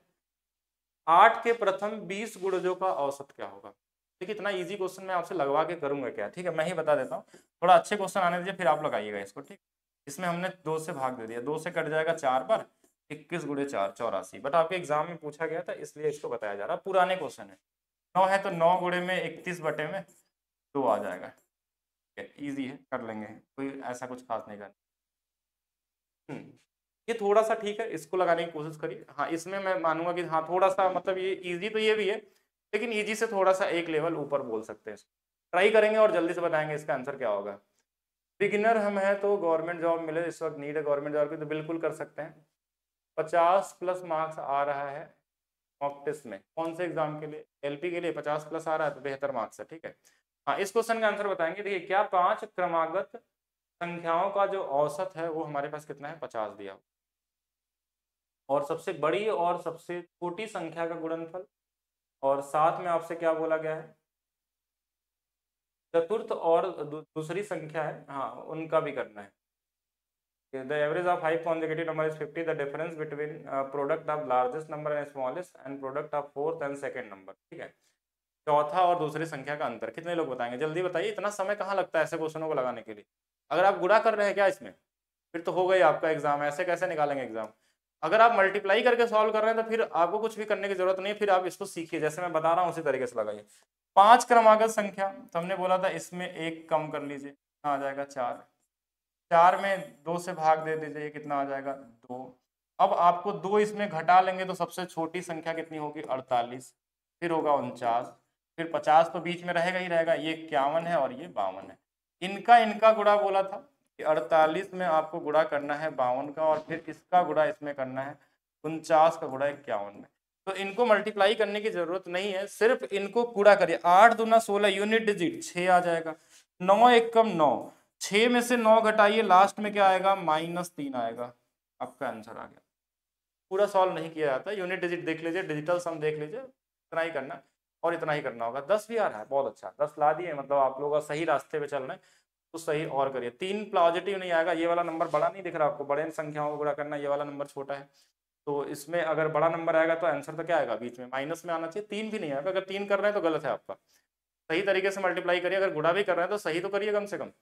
चलिए आगे चलते हैं, इसीलिए मैं आप लोगों को मौका नहीं देता हूँ कि आप लोग टाइम बर्बाद करते हैं। 5 क्रमागत संख्याओं का औसत 10 है, बीच वाली संख्या वही होती है जो आपको बताया गया था। अगर शुरू से आप पढ़ रहे हैं तो आपको समझ में आ गया होगा, क्योंकि इसमें लगाने का मौका हम नहीं दे सकते आपको, क्योंकि इसमें कुछ करना ही नहीं है। अगर 5 क्रमागत संख्याओं का औसत है तो बीच में वही आता है, क्रमागत संख्याओं की बात होती है तो जो नंबर बीच में होता है वही औसत होता है, यही तो आपको बताया जा रहा है अभी तक। तो आंसर कितना आ जाएगा, 10 आ जाएगा। तो 10 आपका क्या होगा, राइट आंसर होगा। आगे चला जाए नेक्स्ट क्वेश्चन की तरफ। 5 क्रमागत संख्याओं का औसत 100। तो पहली संख्या ज्ञात कीजिए। पहली संख्या 5 में से 1 घटा लीजिए 4, इसका आधा कर लीजिए 2, इसमें घटा लीजिए 98। अब इसमें क्या ही समय दिया जाए लगाने के लिए, ये आपको सिखा दी गई, तो ये कॉमन चीजें हैं। अब जो क्वेश्चन 1-2 सेकंड में ही लगने वाले हैं, जैसे इसमें हमने क्या बोला, अगर क्रमागत संख्या है तो 1 घटा के जो नंबर आता है इसको आधा कर लीजिए, इसमें 2 घटा लेंगे तो छोटी संख्या, 2 जोड़ लेंगे तो बड़ी संख्या। और एक चीज और इसमें साथ में समझना आपको, कि अगर ये सम विषम होता है ना तो इसमें आधा नहीं करते हैं, सीधा 4 घटा लेते हैं, 96 हो जाता है आंसर। ठीक है, कॉमन सा। नेक्स्ट देखेंगे, 5 क्रमागत संख्याओं का औसत 100 है। सबसे बड़ी और सबसे छोटी, देखिए 2 घटा लेंगे तो सबसे छोटी 98, 2 जोड़ लेंगे तो 102। बोला क्या गया था, उनके वर्गों का अंतर निकालिए। तो वर्गों का अंतर, ये वाला अलजेब्रा वाला फार्मूला लगा लीजिएगा इसमें। अलजेब्रा वाला फार्मूला कौन सा वाला, ए प्लस बी ए माइनस बी वाला। ए स्क्वायर माइनस बी स्क्वायर का फार्मूला क्या होता है, ए प्लस बी और ए माइनस बी। एक बार जोड़ लेंगे तो ये 200, एक बार घटा लेंगे तो ये 4। ठीक है, तो कॉमन क्वेश्चन है, तो लगाने की जरूरत नहीं, बस समझ लीजिए। कल भी एवरेज चलेगा और कंप्लीट कर लेंगे। एप्लीकेशन पे जो लोग इस बैच में होंगे वो लोग कर सकते हैं, बाकी जो लोग अभी भी बैच में नहीं है तो उन सभी लोगों के लिए मैं बता दूं, जिन लोगों का एनटीपीसी टारगेट है, ग्रुप डी टारगेट है, एप्लीकेशन ये डाउनलोड करिए। अभी आपको ऑफर चल रहा है दिवाली 50 का, जिसपे आपको 50% का ऑफ मिल जाएगा अगर ये कोड यूज करते हैं तो। हाँ, बहुत ही मिनिमम प्राइस में मिल रहा है ये सभी के लिए हमारे तरफ से। 900 ला दिया आशीष कुमार, 900 कहाँ से आ गया। हाँ, मेंटली होने वाले सारे ही क्वेश्चन होते हैं, औसत में मेंटली होने वाले सारे ही क्वेश्चन होते हैं। अब ये मेंटली होने वाला क्वेश्चन तो नहीं दिख रहा मुझे, ठीक है, जिस तरीके से ऑप्शन दिया हुआ है। ग्रुप डी 2022 25, 31, 41 नंबर भी ऐसा दिया है ना कि कुछ कटने वाला नहीं। अगर ये कटने वाला नंबर होता तो इसको भी हम लोग मेंटली कर लेते। विद्यार्थियों ने 3 बैचों का औसत अंक दिया हुआ है, सभी विद्यार्थियों के औसत अंक ज्ञात कीजिए दशमलव के 2 स्थानों तक। तो ऑप्शन तो दूर दूर है लेकिन लगाया जा सकता है। कितने कितने लोग हैं इसमें, 25 लोग हैं, 25 लोग हैं, एक में 31 लोग हैं और एक में 41 लोग हैं। इनका औसत दिया है 20, इनका औसत दिया है 26 और इनका औसत दिया है 26। एक मेथड सीखते हैं हम लोग, कैलकुलेशन तो यहाँ भी करना होगा लेकिन बाकी मेथड से कम ही करना होगा। ठीक है, अगर आप मल्टीप्लाई करके इनको फिर 2 टोटल से डिवाइड करेंगे तो बात वही है, कैलकुलेशन वहाँ भी करना है। क्योंकि ये नंबर अगर कटने वाले दिए होते, मैक्सिमम टाइम में कटने वाला नंबर ही मिलता आपके एग्जाम में। लगभग 99% क्वेश्चनों में कटने वाले नंबर होते हैं, लेकिन यहाँ भी ये कैलकुलेशन करवाना चाहते हैं तो आप करिए इसको। हम जेएसएम रूल लगाएंगे यहाँ पे, और जेएसएम रूल को समझिए एक बार। क्वेश्चन में क्या दिया था, 25 लोगों का औसत 20 था और 31 का 26 था और 41 का 36 था। जेएसएम रूल बोलता है कि सबसे छोटे वाले को आंसर मान लीजिए, ये 20 है। अब देखेंगे इससे ज्यादा कितना औसत आने वाला, तो ये इससे 6 ज्यादा है और ये इससे कितना ज्यादा है, 20 से 36 ज्यादा है। ठीक है, ये इतने ज्यादा है। और इन जो ज्यादा वैल्यू होती है, इन्हीं ज्यादा वैल्यू को सभी में बराबर बांट देना ही हमारा क्या होता है, औसत का काम होता है। तो वही सेम रूल हम लगा रहे हैं। 6 है, इसमें 31 लोग है, 6 कम 6, 6 गुणे 3 18, इसमें 186 आ गया। 41 है, 6 कम 6 आ जाएगा, 6 गुणे 4 24 और 3 कितना आ जाएगा, 27 आ जाएगा, 3 चौके 12, 2 14 आ जाएगा। इन सभी नंबरों को सब में बराबर बराबर बांटना है। कितने लोग हैं, इन सभी को जोड़ लीजिए, 5, 6, 7 और 9। अब देखिए टास्क यही है कि 97 से भाग देना है, यही वाला कैलकुलेशन है आपके पास। हाँ, थोड़ा इसमें कम हो गया इसमें, क्योंकि तो भी इसमें बड़ा है। कम है का मतलब ऐसा भी नहीं कि एकदम छोटा सा है। अगर इसको सॉल्व करें थोड़ा सा और आगे ले जाए तो ये हमारे पास कितना हो जाएगा, 12 हो जाएगा, 8 7 15 ये हो जाएगा। और हमारे पास कितना बच गया यहाँ पे, तो ये हमारे पास, हाँ एक बार इसको 2 लेते हैं, ये वाला हमारे पास 4 5 और 1, ये कितना आ गया, 1500 नहीं, 1500 कहाँ, 1600 कितना आ जाएगा, 62 आ जाएगा। ठीक है, ये वाली वैल्यू हमारे पास आ गई कि 1662 हो गया। इसको भाग देना 97 से। एग्जाम में सबसे बड़ा टास्क स्टूडेंट का यही है। वैसे अगर आपने कैलकुलेशन वाली वीडियो मेरी सीखी होगी तो आप लोग इसको बहुत ध्यान से सोचेंगे, लगा सकते हैं कैसे भाग जाता है, क्योंकि एग्जाम में कैलकुलेटर नहीं होता हमारे पास, हमको इस 97 से भाग देना है। तो सबसे तरीका है कि हम इसको थोड़ा बढ़ा लें। अगर इसको बढ़ा लेंगे तो क्या हो जाएगा, ये 100 हो जाएगा। अब भाग देंगे तो ये 16.62, लगभग 16.62 आ गया। हमने इसमें 3 बढ़ा के भाग दिया था, कितना, 3 बढ़ा के। अब ये रूल समझिएगा, ये अप्रॉक्स रूल है भाग देने का, सबसे बेहतरीन तरीका है कितना भी बड़ा नंबर को किसी भी नंबर में भाग देना। ये नंबर आया 16.62, ये कहीं ना कहीं नंबर कम है, क्योंकि आपने बड़ा नंबर से भाग दिया तो आंसर कम आया होगा, मतलब इससे ज्यादा आंसर आना चाहिए। ये कितने यूनिट थे, यहाँ पे 3 यूनिट बढ़ा था, तो 16 या 48, लगभग 50 इसमें और बढ़ा दीजिए, लगभग 50 और बढ़ा दीजिए। 3 गुना ऐसा करना है, लगभग देखिए बात करना है, 16.6 का 3 गुना कितना हो जाता है, लगभग 50। तो ये 16 और ये हमारे पास कितना आ जाएगा, 1712 आ जाएगा, लगभग 1712 आ जाएगा। अब इसमें 100 से भाग दे दीजिए, ये एग्जैक्ट आंसर हो जाएगा। अब इसको जोड़ लीजिए, 17.12। अब ये आ जाएगा 37.12। तो सबसे नजदीकी आंसर यही देने वाला है, क्योंकि और कोई ऑप्शन नहीं होता है और ये सबसे बेहतर है। 35.78 नहीं आएगा, अगर ये आ गया तो गलत आ गया। 17 1 2 इंक्रीज होगा, बिल्कुल पूर्ण सही है। और ये तरीका सभी को पता होना चाहिए, भाग देने वाला। अगर अभी भी आप नहीं जानते तो कैलकुलेशन वाला कोई भी वीडियो हमारा देखिए, भाग देने वाला, उसमें आपको सिखाया होगा कि कैसे आपको अप्रोक्स नंबर में भाग देना है। एएलपी आपका यूथ बुक का जो पहला क्लास भी चला था नंबर सिस्टम का, उसमें भी डिवाइड करना सिखाया गया था, बट क्वेश्चन मुश्किल नहीं है, कैलकुलेटिव बोल सकते हैं। टाइम वेस्ट नहीं करेंगे, आगे चलते हैं। नेक्स्ट क्वेश्चन कि 30 अंकों की गणितीय परीक्षा में 40 छात्रों वाली कक्षा में ए द्वारा प्राप्त अंक 23 है, इसी परीक्षा में 45 छात्रों वाली कक्षा में बी द्वारा प्राप्त अंक 22 है, दोनों कक्षाओं में प्राप्तांकों का माध्य कक्षा ए के प्राप्तांकों के माध्य का अनुपात क्या? अब लगाइए आप लोग, अब आपका लगाने का क्वेश्चन आया। अभी तो क्वेश्चन की क्या थी कि बेसिक लेवल था, अभी तो हम लोग 22 नंबर क्वेश्चन में पहुंचे हैं। अब क्वेश्चन जो मिलेंगे आपको धीरे धीरे धीरे धीरे बढ़ते हुए लेवल में जाएंगे, और मतलब अब बढ़ने का लेवल का मतलब ये नहीं मैं बोल रहा हूँ क्वेश्चन मुश्किल है, क्वेश्चन तो सारे इजी है, सिर्फ आपके लिए मुश्किल लगेगा क्योंकि आपके लिए नया हो सकता है, या अगर आप पढ़े होंगे पहले से मेरे से औसत, तो आपके लिए ये सब क्वेश्चन क्या है, वही 3 4 5 सेकंड 6 सेकंड 8 सेकंड वाले क्वेश्चन होते हैं, सिर्फ सही तरीके से करेंगे। अपना फाउंडेशन बैच है आपका, एप्लीकेशन पे जाइए, maths by DP sir application है, फाउंडेशन बैच आप ज्वाइन करिए, वहाँ आपको लेवल पता चल जाएगा किस लेवल तक की क्लासेस होती हैं। आप सीजीएल लेवल के ऊपर तक की चीज़ें बताई जाती हैं, आप सीजीएल में रैंक ला सकते हैं, रैंक 1 भी ला सकते हैं, आपके पास वो क्षमता दी जाती है क्लास के अंदर, सिर्फ अगर आप पढ़ने वाले हो तो, ठीक है। बाकी अब इस क्वेश्चन को सभी लोग बताएंगे। अब ये क्वेश्चन भी सीजीएल में ऐसे क्वेश्चन भी पूछे जाते हैं, कॉमन क्वेश्चन है। अब कितना आंसर आएगा आप बताइए, कितने लोग गए, कहाँ कहाँ गए सभी लोग, जो लोग बोल रहे थे लगाने का मौका दीजिए, तो लगाइए और बताइए क्वेश्चन को कैसे लगाएंगे। ऐसे क्वेश्चन को अगर आपको एग्जाम में लगाना हो कितना देर में, 10 से 12 सेकंड के अंदर मान लीजिए हम मानते हैं, वैसे तो और भी कम समय लगेगा अगर आपकी प्रैक्टिस ज्यादा है, तो कैसे आप लगाएंगे इसको। ऑप्शन नंबर 22 का ए होगा, अच्छा इसका ए होगा, ऑप्शन से लगाएं। ऑप्शन से देखिए 23 दिया है, इसका ए का माध्य 23 से कटने वाला नंबर, ये भी हो सकता है, ये भी हो सकता है, ये दोनों तो नहीं होंगे, लेकिन दो ऑप्शन आ गया ना, दोनों में से सही कौन सा करें। अगर ऑप्शन से लग सकता था, देखिए 23 का वैल्यू हमारे पास है कि ए का जो हमारे पास वैल्यू दिया है वो माध्य 23 दिया, क्वेश्चन में ए के साथ ही तो पूछा गया था, तो ए इसमें भी 23 से कट जाएगा, ये भी 23 से कट जाएगा। अब 23 से कट जाएगा तो ये दोनों नहीं कटेंगे, तो दो ऑप्शन में तो आंसर सही कौन सा करेंगे। और सुनील सिंह यादव ने सबसे पहला आंसर बताया है। अब इसको लगाते हैं, देखिए ज्यादा समय नहीं बर्बाद करते हैं, जेएसएम रूल हमेशा ध्यान रखें, यही काम आने वाला है। एक तरफ हमारे पास ए है और एक तरफ हमारे पास बी है, ध्यान से देखिएगा। ए में कितने छात्र हैं, हाँ ए में 40 छात्र हैं और बी में 45 छात्र हैं, तो इनके छात्रों का हमेशा अनुपात बनाना है, गुणा करेंगे तो बड़ा लग जाएगा इसमें, ठीक है। तो अनुपात किससे कट जाएगा, 5 से 8 बार, 5 से 9 बार। जैसे पिछला क्वेश्चन में क्या था कि ये अनुपात नहीं बन पा रहे थे, लेकिन इस क्वेश्चन में अनुपात बन गया, क्वेश्चन इजी है। इसकी वैल्यू जो औसत दिया है 23 और इसका औसत दिया है कितना, क्वेश्चन में 22 दिया हुआ है। हमने क्या बोला कि इसका जो आंसर आता है वो हमेशा छोटे वाले वैल्यू को लेके करते हैं हम लोग, छोटे वाले वैल्यू को। ये इससे कितना ज्यादा था, आप बोलेंगे एक ज्यादा है। इसमें कितने लोग हैं, 8 लोग हैं, कितने लोगों में बटेगा ये 8 जो ज्यादा है, ये पूरे सभी लोगों में, 8 9 17 लोगों में। तो ये हो गया आपका औसत, किसका, ए और बी दोनों का मिला के। ये जो औसत है ये किसका है, ए और बी दोनों का मिला के, और इसके साथ रेशियो निकालना था ए का, इसके साथ औसत निकालना था ए का, और ए का माध्य पहले से दिया था 23, तो बस इसी 23 का देखिए इसमें गुणा हो जाएगा, तो ये 391 आ जाएगा। और इधर इसका गुणा कर लीजिए, 17 का गुणा 22 में 34, और 34 यानी कि देखिए कैसे गुणा करते हैं, देखिए ये भी थोड़ा ध्यान दीजिएगा, टाइम कैसे बचता है एग्जाम में, हर एक छोटे छोटे पॉइंट से टाइम बचाया जाता है।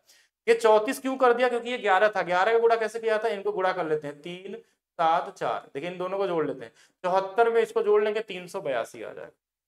तो इधर वाले का औसत ये और इधर वाले का औसत का अनुपात है, एग्जैक्ट वैल्यू तो देखिए औसत ये है, अनुपात पूछा गया था, तो जिनका ये आया था बिल्कुल सही है, आसानी से कर सकते हैं। जल्दी अलजेब्रा कंप्लीट होने वाला पिनाकल में, उसके बाद हम लोग इसको स्टार्ट करेंगे। आगे चलते हैं नेक्स्ट क्वेश्चन की तरफ। एक कक्षा में परीक्षा में 5 छात्रों का प्राप्तांकों का औसत, इंपॉर्टेंट क्वेश्चन है, बहुत बार पूछा जाता है, ध्यान रखेंगे इसको।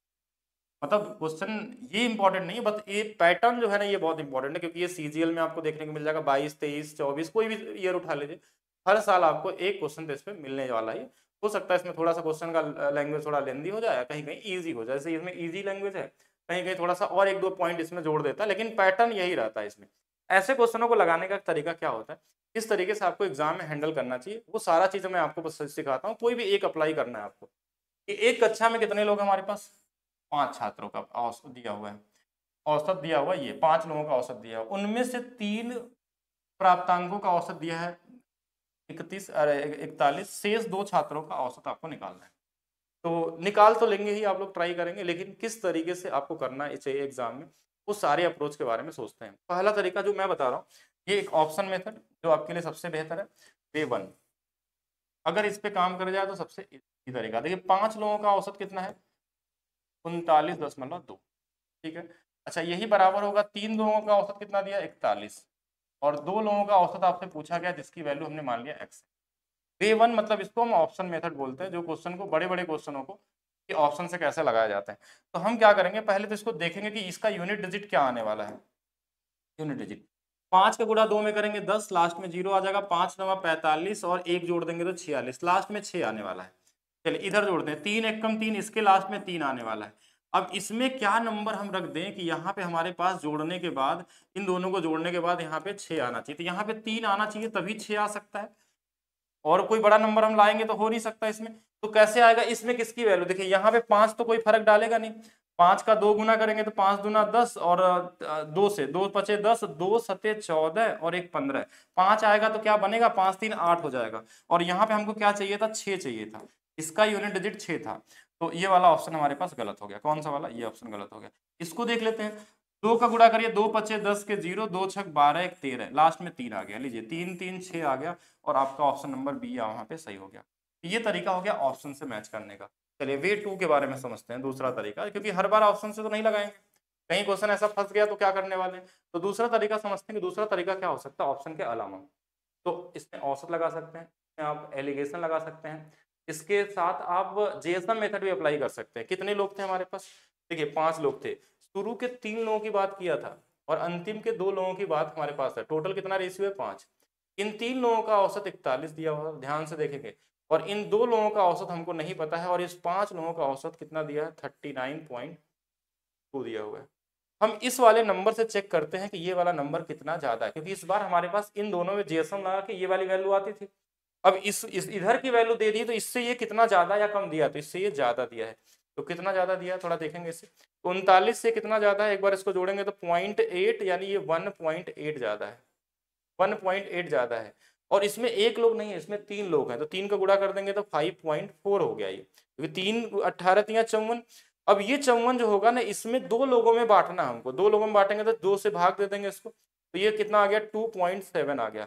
यही 2.7 इसमें घटा दीजिए, आपका आंसर है। अगर ये पॉजिटिव वैल्यू आती है तो इसमें घट जाती है, अगर ये निगेटिव में आता है तो इधर से जुड़ जाएगा, तो पॉजिटिव है तो इसमें घट जाएगा, और ये हमारे पास कितना आ जाएगा, 36.5 आ जाएगा। एक तो ये तरीका हो सकता है। इसके अलावा कोई बोलेगा कि हम एक और तरीका लगाते हैं कि 41 इनका औसत है, इनका औसत नहीं पता, इन दोनों का औसत हमारे पास दिया है 39.2, इसमें 3 संख्याएं, इसमें 2 संख्याएं, इन दोनों का डिफरेंस यहाँ निकाल लीजिए, कितना आ जाएगा हमारे पास 1.8।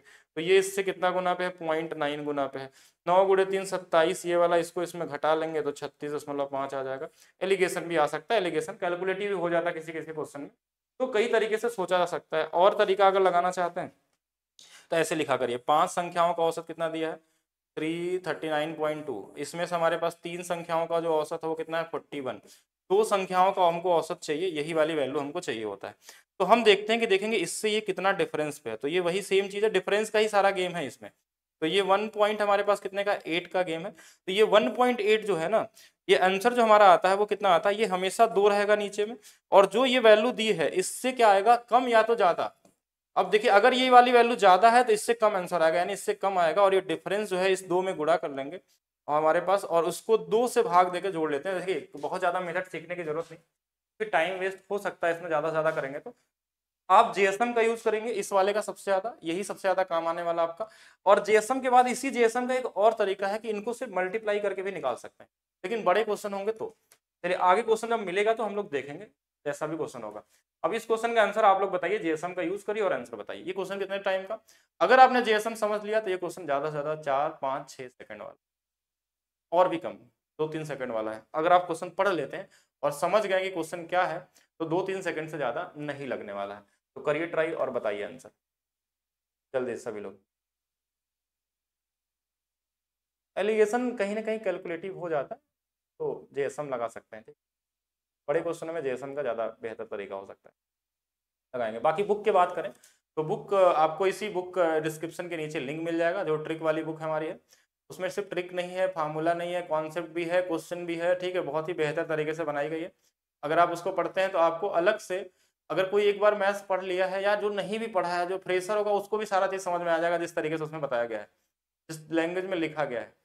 तो क्वेश्चन नंबर ऑप्शन 24 का हमारे पास कितना आ गया, 40, यानी डी आंसर हो गया। देखिए पहले में 100 छात्र थे, 100 छात्र, बाद में 50 छात्र हैं, इनका अनुपात बनाइए। अगर कटने वाले नंबर हो तो जल्दी से अनुपात बनाइए। इनकी वैल्यू कितनी है 25 और इनकी वैल्यू कितना दिया औसत 70। हमने क्या बोला, हमेशा छोटे वाले को आंसर मानते हैं। इससे कितना ज्यादा है ये, तो बोलेंगे 45 ज्यादा है। कितने लोग हैं, एक ही लोग हैं, इसी को बांट देना है सभी में, सभी मतलब 2 और 1 3 में, एक कट जाएगा 15 इसमें जुड़ जाएगा और आंसर कितना आ जाएगा 40। कॉमन क्वेश्चन, अगर हमको 3 की वैल्यू पूछे। बाकी आप इसी क्वेश्चन को एलिगेशन भी लगा सकते हैं, इसी क्वेश्चन को सारे रूल लगा सकते हैं जो मैंने अभी बताया था। अगर आप चाहें, अगर ये जीएसएम लगाने में आपको दिक्कत होती तो ऐसे भी क्या कर सकते हैं, तो 1 बराबर 3 है, इसका औसत 25 था, इसका औसत नहीं पता था, नहीं इसका पता था 70 था, इसका नहीं पता था हमको, तो 25 दूना 50 प्लस 70 बराबर में हमारे पास 3x है, तो x की वैल्यू 40 आ जाएगी। ऐसे भी कर सकते हैं, एक ही चीज है जैसे परसेंटेज में हम लोग करते थे। पूरा मल्टीप्लाई करने की जरूरत नहीं है, पूरन उसमें समय लग जाएगा जब क्वेश्चन अच्छे लेवल के आएंगे, इसलिए पूरा नहीं करना, आपको जीएसएम का यूज करना चाहिए। नेक्स्ट क्वेश्चन चलिए लगाएंगे सभी लोग और अपना अपना टैलेंट दिखाएंगे कौन सा होगा आंसर। सभी लोग बताइए। क्वेश्चन दिया गया है, एक नॉर्मल रिप्लेसमेंट बेस पे क्वेश्चन है, कोई ग्रुप में आता है कोई जाता है। इसका कॉन्सेप्ट क्या है, अगर आपको ये 25 पता है कि औसत सभी को बराबर बराबर चीजों में बांटना सिखाता है, अगर ये चीज जानते हैं तो आप हर एक क्वेश्चन औसत का लगा सकते हैं, कैसा भी क्वेश्चन हो, किसी भी वेरिएशन का हो, बस उस रूल को आप, उस लॉजिक को अप्लाई करना बस सीखेंगे आप लोग। ठीक है, तो जल्दी से बताएंगे और साथ में वीडियो को शेयर जरूर करते रहेंगे, वीडियो को लाइक करते रहेंगे। क्वेश्चन नंबर 23 में एक्स मान का सॉल्व कर सकते हैं, क्यों नहीं कर सकते, मान कर सकते हैं आप। चलिए देखिए इस क्वेश्चन को देखेंगे, 25 छात्रों के समूह के प्राप्तांक का औसत 36, एक छात्र समूह छोड़ दिया, के परिणाम स्वरूप 23 छात्रों के प्राप्तांकों का औसत बढ़ गया और 37.5 हो गया। तो तुरंत बाद एक अन्य छात्र समूह में शामिल हो गया जिस परिणाम स्वरूप औसत घट गया, तो छोड़ने वाले छात्र शामिल होने वाले छात्रों के प्राप्तांकों का औसत क्या। अच्छा क्वेश्चन है, इंपॉर्टेंट, बट क्वेश्चन का लेवल क्या है, बहुत ही ईजी। तो इंपॉर्टेंट इसलिए है क्योंकि अगर आप एक नॉर्मल स्टूडेंट है, अगर आप पहली बार पढ़ रहे हैं तो हो सकता है आपके लिए मुश्किल सा लगे, लेकिन जितने बड़े क्वेश्चन उतने आसान, उतने आसान मतलब अगर इसका कॉन्सेप्ट पता होगा तो इजी तरीके से आप समझ सकते हैं। आपके लिए पूरा मौका मैंने दिया कि आप पढ़िए, पहले पहले क्वेश्चन को पढ़ेंगे तब तो आप समझ पाएंगे मैं क्या बोल रहा हूँ यहाँ पे। अगर आप क्वेश्चन को पढ़ेंगे नहीं तो फिर आप समझ ही नहीं पाएंगे। तो एक बार सभी लोग पढ़िए और लगा के भी देख लीजिए कि कितना आ रहा है आंसर, और मेरे हिसाब से तो बन जाना चाहिए। और अगर इस क्वेश्चन की एक्चुअल टाइम की मैं बात करूँ, ये क्वेश्चन का मैक्सिमम जो टाइम है वो 10 सेकंड हो सकता है मैक्सिमम पढ़ने के बाद, और भी थोड़ा छोटा।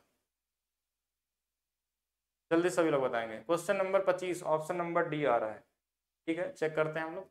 अमित मैथ का कहना है कि ऑप्शन नंबर डी आएगा, और कोई बताएगा जल्दी से बताएगा कैसे हो सकता है। एक कॉमन तरीके से सोचते हैं, देखिए कैसे सोचना है आप। औसत क्या होता है पहले तो ये समझिए, जो शुरू में मैंने बताया मैं फिर से डिस्कस करता हूँ। औसत का मतलब होता है हर एक चीज बराबर बराबर बांट देना।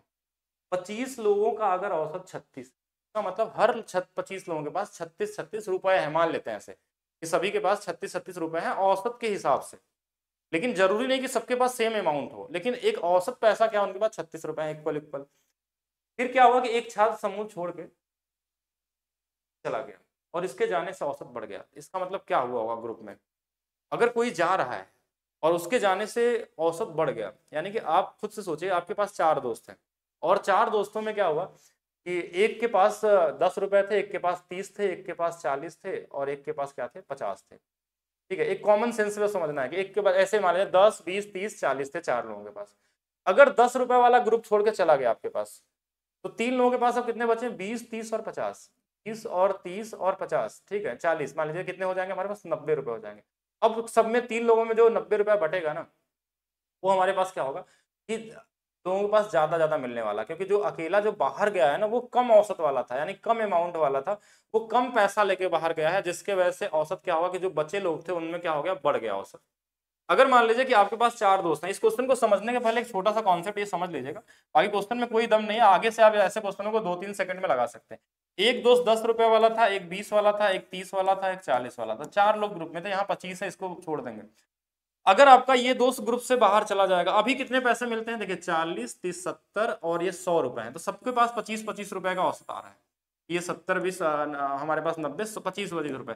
लेकिन जैसे ये 10 रुपए वाला गायब हो गया दोस्त आपका, तो आप कितने बचे हमारे पास 40 70 90। अब ये 90 जो होगा ना, ये कितने लोगों में बटेगा, 3 लोगों में 30 हो गया। अब ये औसत बढ़ गया, औसत 5 से बढ़ गया क्योंकि ये 10 रुपए लेके अपना चला गया।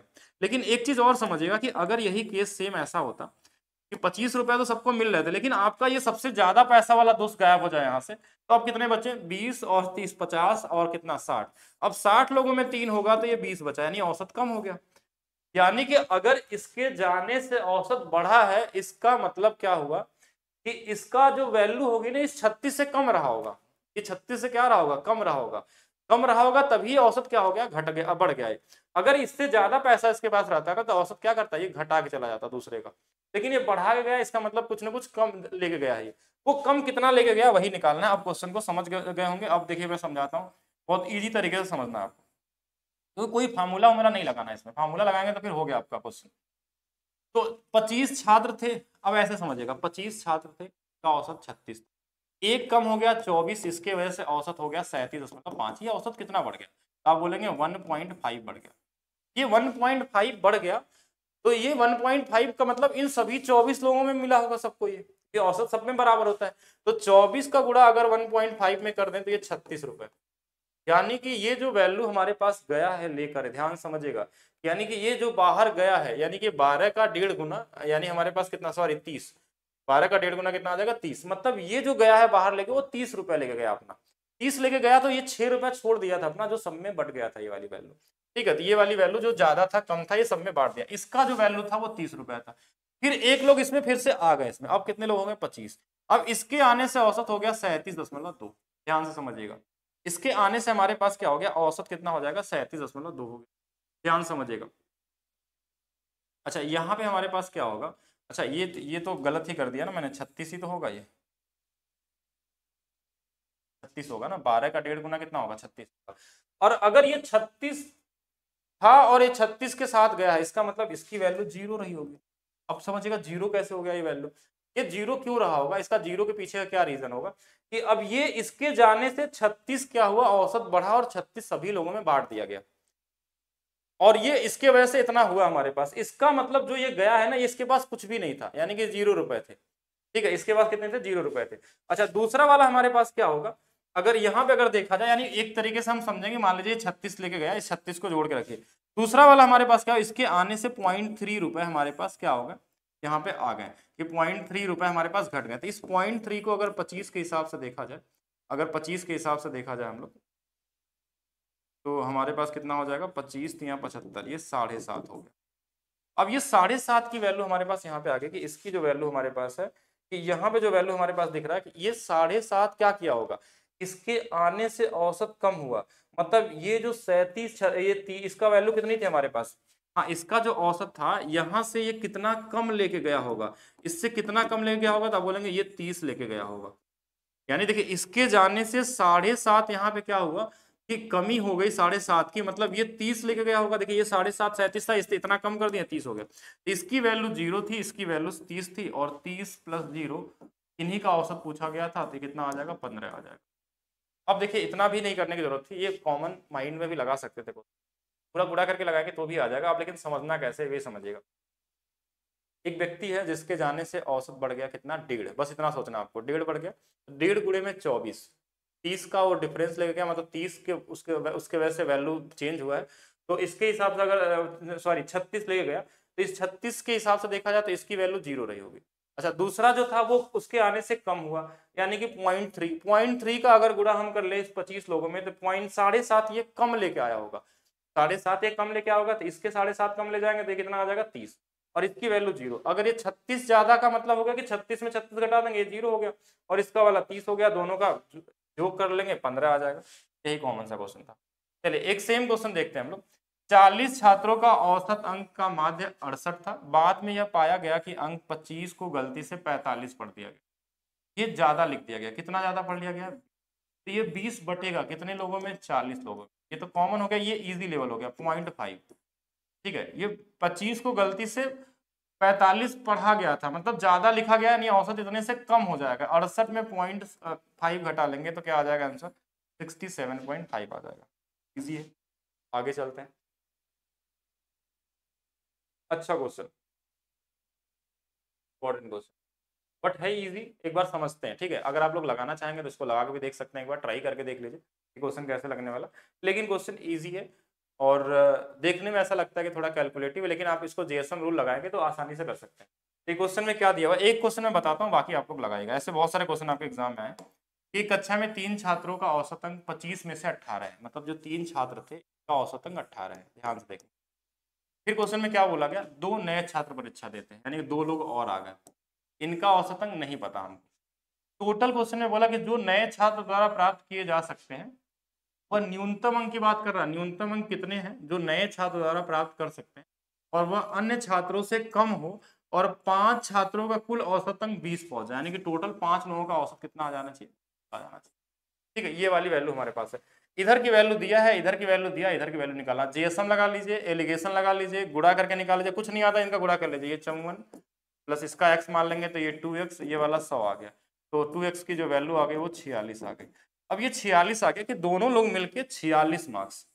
अब इसमें बोला जाएगा कि 46 में से ऐसा नहीं कि आधा आधा बांट दीजिएगा कि 23-23 नंबर लाना है, क्योंकि क्वेश्चन में आपसे एक चीज पूछा गया है कि वह न्यूनतम अंक कितना होगा और अधिकतम अंक हमारे पास कितना है, 25 है। अगर इसमें से हम 25 अंक अधिकतम निकाल लें, अधिकतम 25 अंक निकाल लें तो ये कितना बच जाएगा, तो ये बोलेंगे 21 बच गया।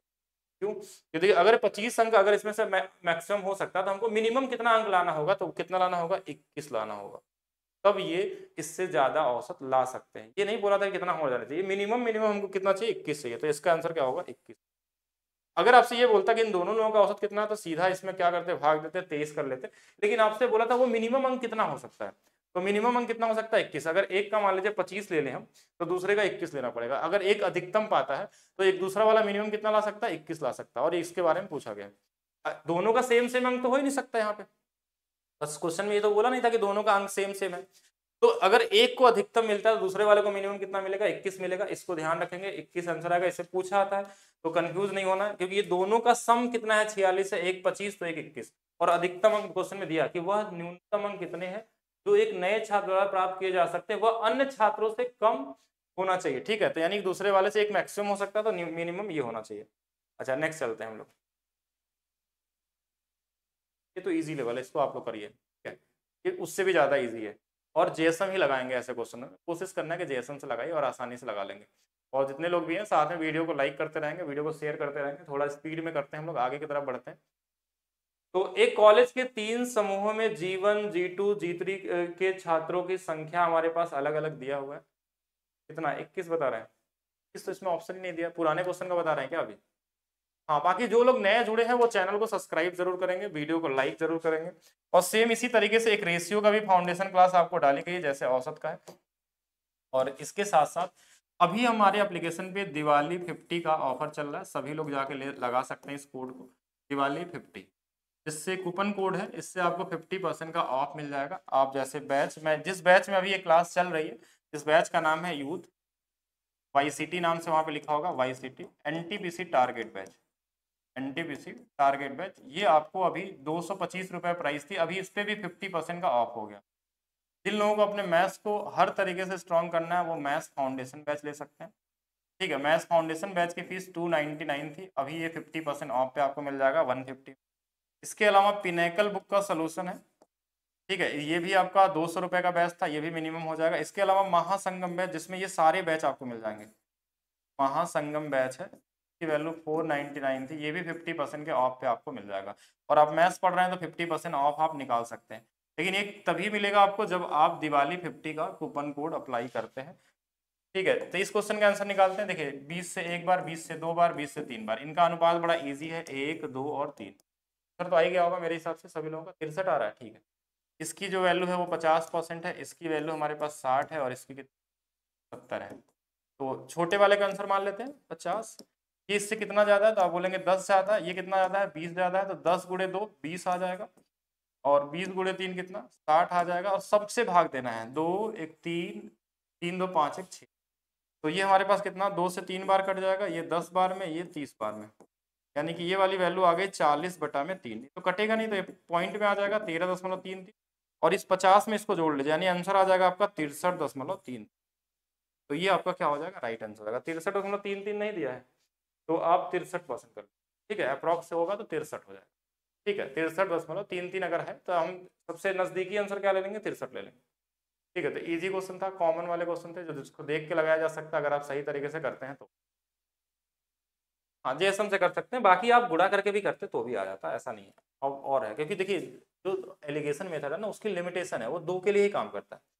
2 से ज़्यादा रेशियो हो जाएंगे 3 4 5 6 तो वहाँ पे जेएसएम ही आप अप्लाई कर सकते हैं। जेएसएम आपको पढ़ाया भी गया, अलग से एक वीडियो डाली गई है, उसको जरूर देखेंगे। रीना 16 परीक्षाओं में प्राप्त अंकों का औसत 26 है, ठीक है। श्रेया द्वारा अब तक औसत अंक 24 है, लेकिन उसके अब तक केवल 12 परीक्षाएं दी। रीना ने समान प्रदर्शन के लिए श्रेया को शेष 4 परीक्षाओं में औसत कितने अंक ला। लगाइए question, easy level, JSM use करिए, बहुत इजी है, कॉमन क्वेश्चन है, हम चाहते हैं आप भी प्रैक्टिस करिए साथ में। आप अपना मेथड जब लगाएंगे तो शायद क्वेश्चन आपको ज्यादा समझ में आ जाए जब मैं बताऊंगा तो अभी एक बार ट्राई करेंगे और सभी लोग लगाने की कोशिश करेंगे कि कितना आंसर आने वाला है। जल्दी से ट्राई करेंगे और बताएंगे कितना आएगा, और साथ में वीडियो को लाइक शेयर जरूर करते रहेंगे जो लोग यूट्यूब पे देख रहे हैं, बाकी जो लोग एप्लीकेशन में पढ़ रहे हैं। अच्छा एप्लीकेशन पे, हाँ जितिन प्रजापति, बहुत सस्ता बैच है। सस्ता बैच तो है लेकिन जो क्वालिटी है इसमें वो चीज़ आपको नहीं मिल सकती। हो सकता है आप 1000 रुपये का भी बैच खरीद लें तो वो चीज़ें आपको नहीं मिलने वाली है जो आपको मैथ्स फाउंडेशन में मिलने वाली है।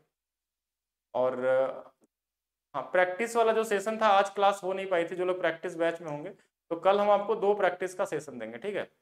एक आज वाला 2 क्लासेस करेंगे, दोनों आपको दिए जाएंगे, ठीक है। आ जाओ, हाँ टाइम एंड डिस्टेंस स्पीड वाली क्लास भी आएगी, ऐसे एक साथ आएगा, बैच के अंदर ही आएगा, ठीक है। हाँ आप लोग करेंगे इसमें, ये आपके बैच में जो चल रहा है। इतने सारे लोग एप्लीकेशन में, देखिए एप्लीकेशन में मैंने कमेंट अभी बहुत कम पढ़े थे, हाँ लेकिन जो लोग अभी है तो यूट्यूब पे भी आके पढ़ सकते हैं। चलिए बताएंगे सभी लोग कितना आंसर आ गया। अभी तक आंसर ही नहीं आया, इस आसान क्वेश्चन का आंसर नहीं लगा पा रहे हैं, किस तरीके से तैयारी कर रहे हैं आप लोग। और समय चाहिए तो बताइए, ठीक है। एक इजी इजी क्वेश्चन में आप, अब देखिए क्वेश्चन आपको आता है, ऐसा नहीं कि नहीं आता, आपके पास सब सारी की सारी शक्तियां हैं, सिर्फ आपको उसको बताना पड़ेगा किस तरीके से करना है।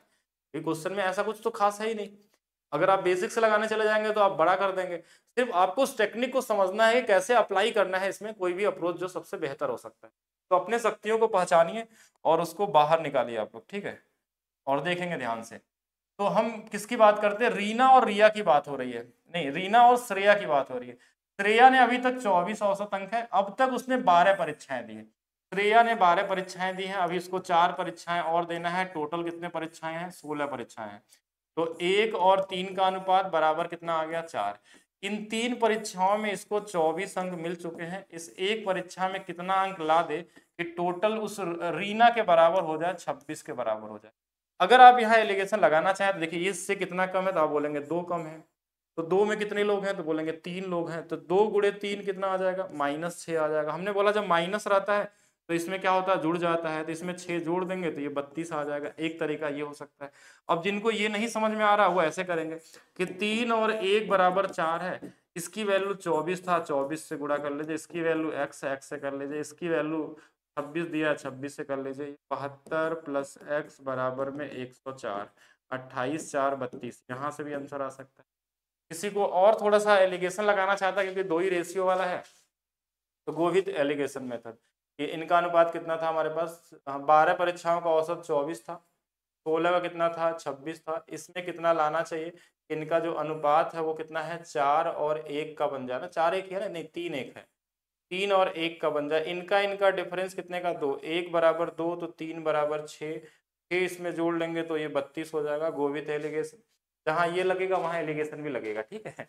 और कहीं कहीं सिर्फ एलिगेशन ही लगता है और ज़्यादा बड़ा हो जाता है, तो दोनों चीज़ आपको आना चाहिए। एलिगेशन से ही निकला हुआ मेथड है, आप जेएसएम यूज कर सकते हैं, आप डायरेक्ट इसको मल्टीप्लाई कर सकते हैं, आप एलिगेशन लगा सकते हैं, जैसे आपकी इच्छा उस तरीके से जा सकते हैं। ऐसे क्वेश्चन अगर आपको मिलेंगे तो आप इजी तरीके से करेंगे। 9 लड़के हैं एक कक्षा में और कुछ लड़कियां हैं, जहां पे लड़कियों का संख्या दिया ही नहीं है तो अनुपात तो बन ही नहीं पाएगा, अनुपात बना ही नहीं पाएंगे तो एलिगेशन तो ही लगाना पड़ेगा आपको, तो एलिगेशन लगाते हैं।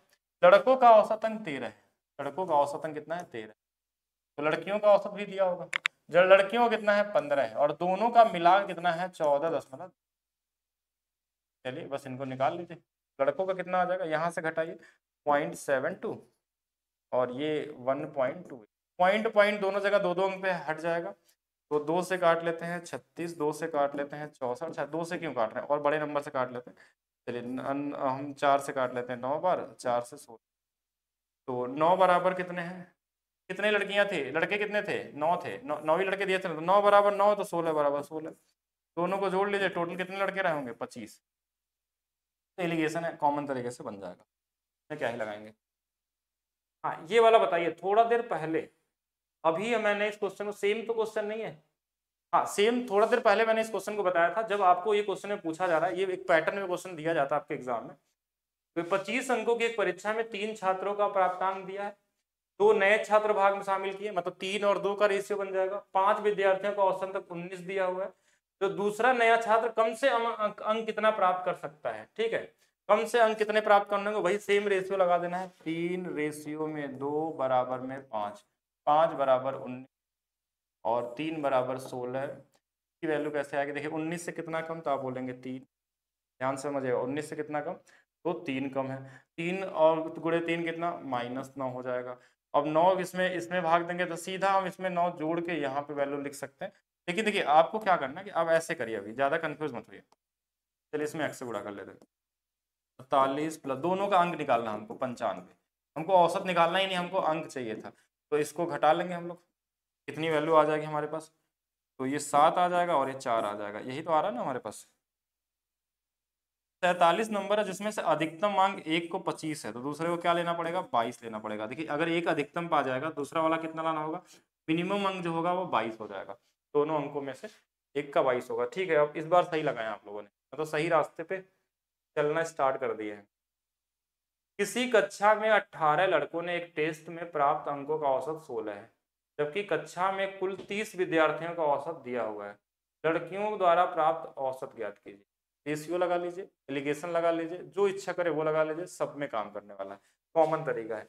लड़के हमारे पास कितने हैं, 18 हैं, और टोटल लड़कियां कितनी हो जाएंगी, 12। क्यों, क्योंकि देखिए 30 विद्यार्थी में अगर 18 लड़के हैं तो 12 होंगे, 6 से 3 बार, 6 से 2 बार, दोनों मिला के कितना है, 5, सबकी वैल्यू दिया है 18 अच्छा, लड़कों द्वारा प्राप्त औसत कितना है, 16 है, इसका औसत आपको निकालना है। अगर जेएसएम लगाया जाए तो ये इससे कितना कम है, तो अब देखिए ये इससे कितना कम, आप देखेंगे 16 से 2.1 है, और इसमें कितने लोग हैं, 3 लोग हैं, तो 3 हो जाएगा, तो ये कितना आ जाएगा हमारे पास, 6.3 आ जाएगा। अब ये 6.3, यहाँ 2 लोग हैं तो इसमें भाग भी देना पड़ता है इसका, 2 3 6, और फिर 2 1 कम 2, और इसके अलावा हमारे पास कितना आ जाएगा, 2 2 3.15, यही 3.15 इसमें जोड़ लेंगे, ये आ जाएगा 21.25, जो इसकी औसत होगी। अगर इनका 2 गुना कर लेंगे तो इनका सम आ जाएगा, तो 21.25 हो जाएगा। एलिगेशन से भी लगाना चाहते हैं तो एलिगेशन से भी आ जाएगा। वो तरीका क्या होगा कि एलिगेशन में हमारे पास लड़कों का कितना दिया है, 16, दोनों का दिया है 18.1, लड़कियों का पूछा ही गया था, इनका इनका जो अनुपात दिया है, एक का 3 है, एक का 2 है, इसकी जो वैल्यू है, डिफरेंस है, वो हमारे पास कितना था, ये 2.1 है, 2 यूनिट की वैल्यू, 3 यूनिट की वैल्यू निकालिए और यहाँ पे इसको निकाल लीजिए, ये आ जाएगा 21 ऐसा भी किया जा सकता है, बाकी आप चाहें तो किसी भी तरीके से लगा लीजिए, ठीक है, वो आपकी मर्जी है, ठीक है। चलिए ध्यान से देखते हैं, 45 अंकों वाली एक परीक्षा में 3 छात्रों के अंकों का माध्य 38 है, 2 नए छात्र परीक्षा में भाग लें, ये वही पुराना वाला क्वेश्चन है। देखिए अब इसको मैं डायरेक्ट लगाना बताता हूँ कैसे करेंगे। 3 का 38 है, 38 गुणे 3, ठीक है, पहला हिस्सा 2 दिया हुआ है हमारे, तो अगर 2 हमारे पास दिया हुआ तो 2 2 को कितना दिया हुआ निकालना है उनका ना, और टोटल 5 का कुल औसत हमारे पास क्या है, 40 होना, तो 5 40 पचे 200, और 38 यानी कि 40 दिया हमारे पास 120, 120 यानी कि 114, और 114 यानी कितना बच गया हमारे पास, 86, 86, 86 में से अधिकतम अंक 45 है, 45 गुना 90 यानी कि 41 हो जाए, मतलब कॉमन है, आप कर लेंगे, वही पुराने वाले तरीके, उस तरीके से सॉल्व करना है, उस तरीके से आ सकता है आंसर। रघुवीर द्वारा 12 टेस्टों में प्राप्त औसत अंक जो हमारे पास है वो 25 है, ठीक है, और रुमेला का अब तक का औसत अंक 23 है। ये पुराना फिर से वही क्वेश्चन रिपीट कर दिया, रुमेला के बारे में बात हो रही होगी, लेकिन केवल 8 टेस्ट रुमेला ने दिया है, अभी 4 टेस्ट देना बाकी है, टोटल 12 टेस्ट की बात हो रही है, 2 और 1 का अनुपात है बराबर में 3, और इसके बाद इन्होंने 2 में 23 नंबर तो ला ही चुकी है, 1 में कितना नंबर और ला दे कि ये रघुवीर के बराबर पहुंच जाए, 25 के बराबर, ये इससे कितना कम है, तो आप बोलेंगे -2 कम है, कितने लोग हैं, 2 लोग हैं, तो ये 4 हो जाएगा, -4, 1 से भाग देंगे, यही 4 इसमें जोड़ देंगे, तो हमारे पास कितना आ जाएगा, बताना होगा इसको, पहले भी कहेंगे, एलिगेशन भी लग जाएगा यहाँ पे, ठीक है। और कोई भी मेथड से आप लगा सकते हैं, हर एक तरीके से बोल सकते हैं। नेक्स्ट क्वेश्चन, मुझे अभी आपके कोर्स लेनी थी मैथ्स की, लेकिन गलती से साइंस का ले लिए, तो मैथ्स साइंस दोनों पढ़ लीजिए, क्या ही दिक्कत है। तो साइंस का ऐसे कैसे ले लिए, इतना बड़ा सा बड़ा बड़ा लिखा रहता है, फोटो लगा रहता है, उसके बाद भी आपने मैडम का फोटो देखा और बैच ले लिया, ऐसे कैसे हो सकता है। चलिए नेक्स्ट क्वेश्चन देखते हैं हम लोग। 5 छात्रों के एक समूह में, ठीक है, 5 छात्रों के एक समूह में एक, हाँ, 5 छात्रों के एक समूह में एक परीक्षा दी, और जिसमें से एक और छात्र बाद में परीक्षा में शामिल हो गया, मतलब 5 लोग पहले से थे, एक लोग और शामिल हो गए, फिर क्या होगा, उसके अंकों को शामिल करने से औसत औसत अंक 2 की वृद्धि हो गई। देखिए 2 बढ़ाया है, इसका मतलब औसत से वो ज्यादा मार्क्स लेके आया होगा। कभी भी किसी को ग्रुप में आने से अगर आपको पैसे बढ़ जा रहे हैं, इसका मतलब वो जो है ना औसत से ज्यादा कुछ लेके आ रहा है। कितना, 2 अंक बढ़ रहे हैं, तो कितने लोग थे यहाँ पे, 5, एक पहले से आ गया, 6, 6 दूना 12, मतलब 12 वो ज्यादा लेके आ रहा है, किससे, आपके औसत से, औसत जो भी होगा उससे वो 12 ज्यादा लेके आ रहा है। फिर क्या पूछा, उसने शामिल किए बिना औसत अंकों को इस छात्र से कितना अंक अधिक प्राप्त किए। अच्छा, ये क्वेश्चन ही सॉल्व हो गया, 12 अंक अधिक ला रहा है, इसमें क्वेश्चन होगा क्या फिर, मतलब ये क्वेश्चन था ही नहीं, बस ऐसे ही लिख दिया था पढ़ने के लिए, ठीक है। तो 12 आंसर हो जाएगा। ये इजी टाइप का क्वेश्चन है, इसको इजी तरीके से सोच सकते हैं, इजी तरीके से लगा सकते हैं। कक्षा में 28 लड़कों और कुछ लड़कियां हैं, जहां कुछ लड़कियां आ गई वहां पे एलिगेशन जरूर लगा दिया, क्योंकि अनुपात तो बनाएंगे नहीं वहां पे। तो चलिए बात करते हैं, लड़कों का औसत अंक 12.5 और लड़कियों का कितना दिया है, 14.5, सबका दिया होगा 13.1। चलिए बनाते हैं अनुपात, 0.95, यहाँ से 0.9, 9, 5, 14 है, ठीक है।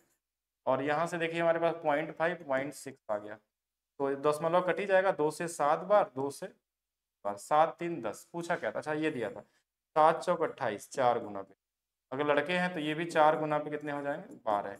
अगर लड़कियों की संख्या पूछता तो 12, अगर दोनों का पूछा है तो दोनों को जोड़ लीजिएगा, 40 आ जाएंगे। क्या पूछा है, कुल बोला था, तो कुल बोला है तो 40 हो जाएंगे।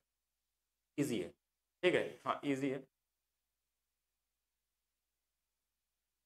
हाँ ध्यान से सभी लोग करेंगे।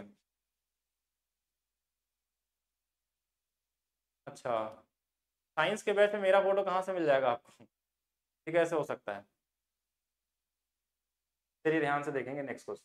40 छात्रों की एक कक्षा में लड़कों और लड़कियों का औसत अनुपात, ऐसे क्वेश्चनों को आपको पहले भी एक ट्रिक मेथड में बताया गया था, एक छोटा सा बस ट्रिक में, छोटा सा 7 और 3 का रेशियो है, और दोनों मिला के कितने हैं हमारे पास, 10 है। तो लड़कों का औसत कितना दिया था, 65, और लड़कियों को कितना दिया है, 72। इनका औसत अगर चाहिए तो जेएसएम लगा लेते हैं, 65, और ये इससे कितना ज्यादा है, तो आप बोलेंगे 5, 7 ज्यादा है, 7 में कितने लोग हैं, 3 लोग, 21 ज्यादा है, और ये बढ़ जाएगा 10 लोगों में, मतलब 65 में 2.1 जुड़ जाएगा, तो 67.1 आपका क्या होगा यहाँ पे, 67.1 आपका क्या होगा, राइट वैल्यू हो जाएगी, ठीक है, 67.1।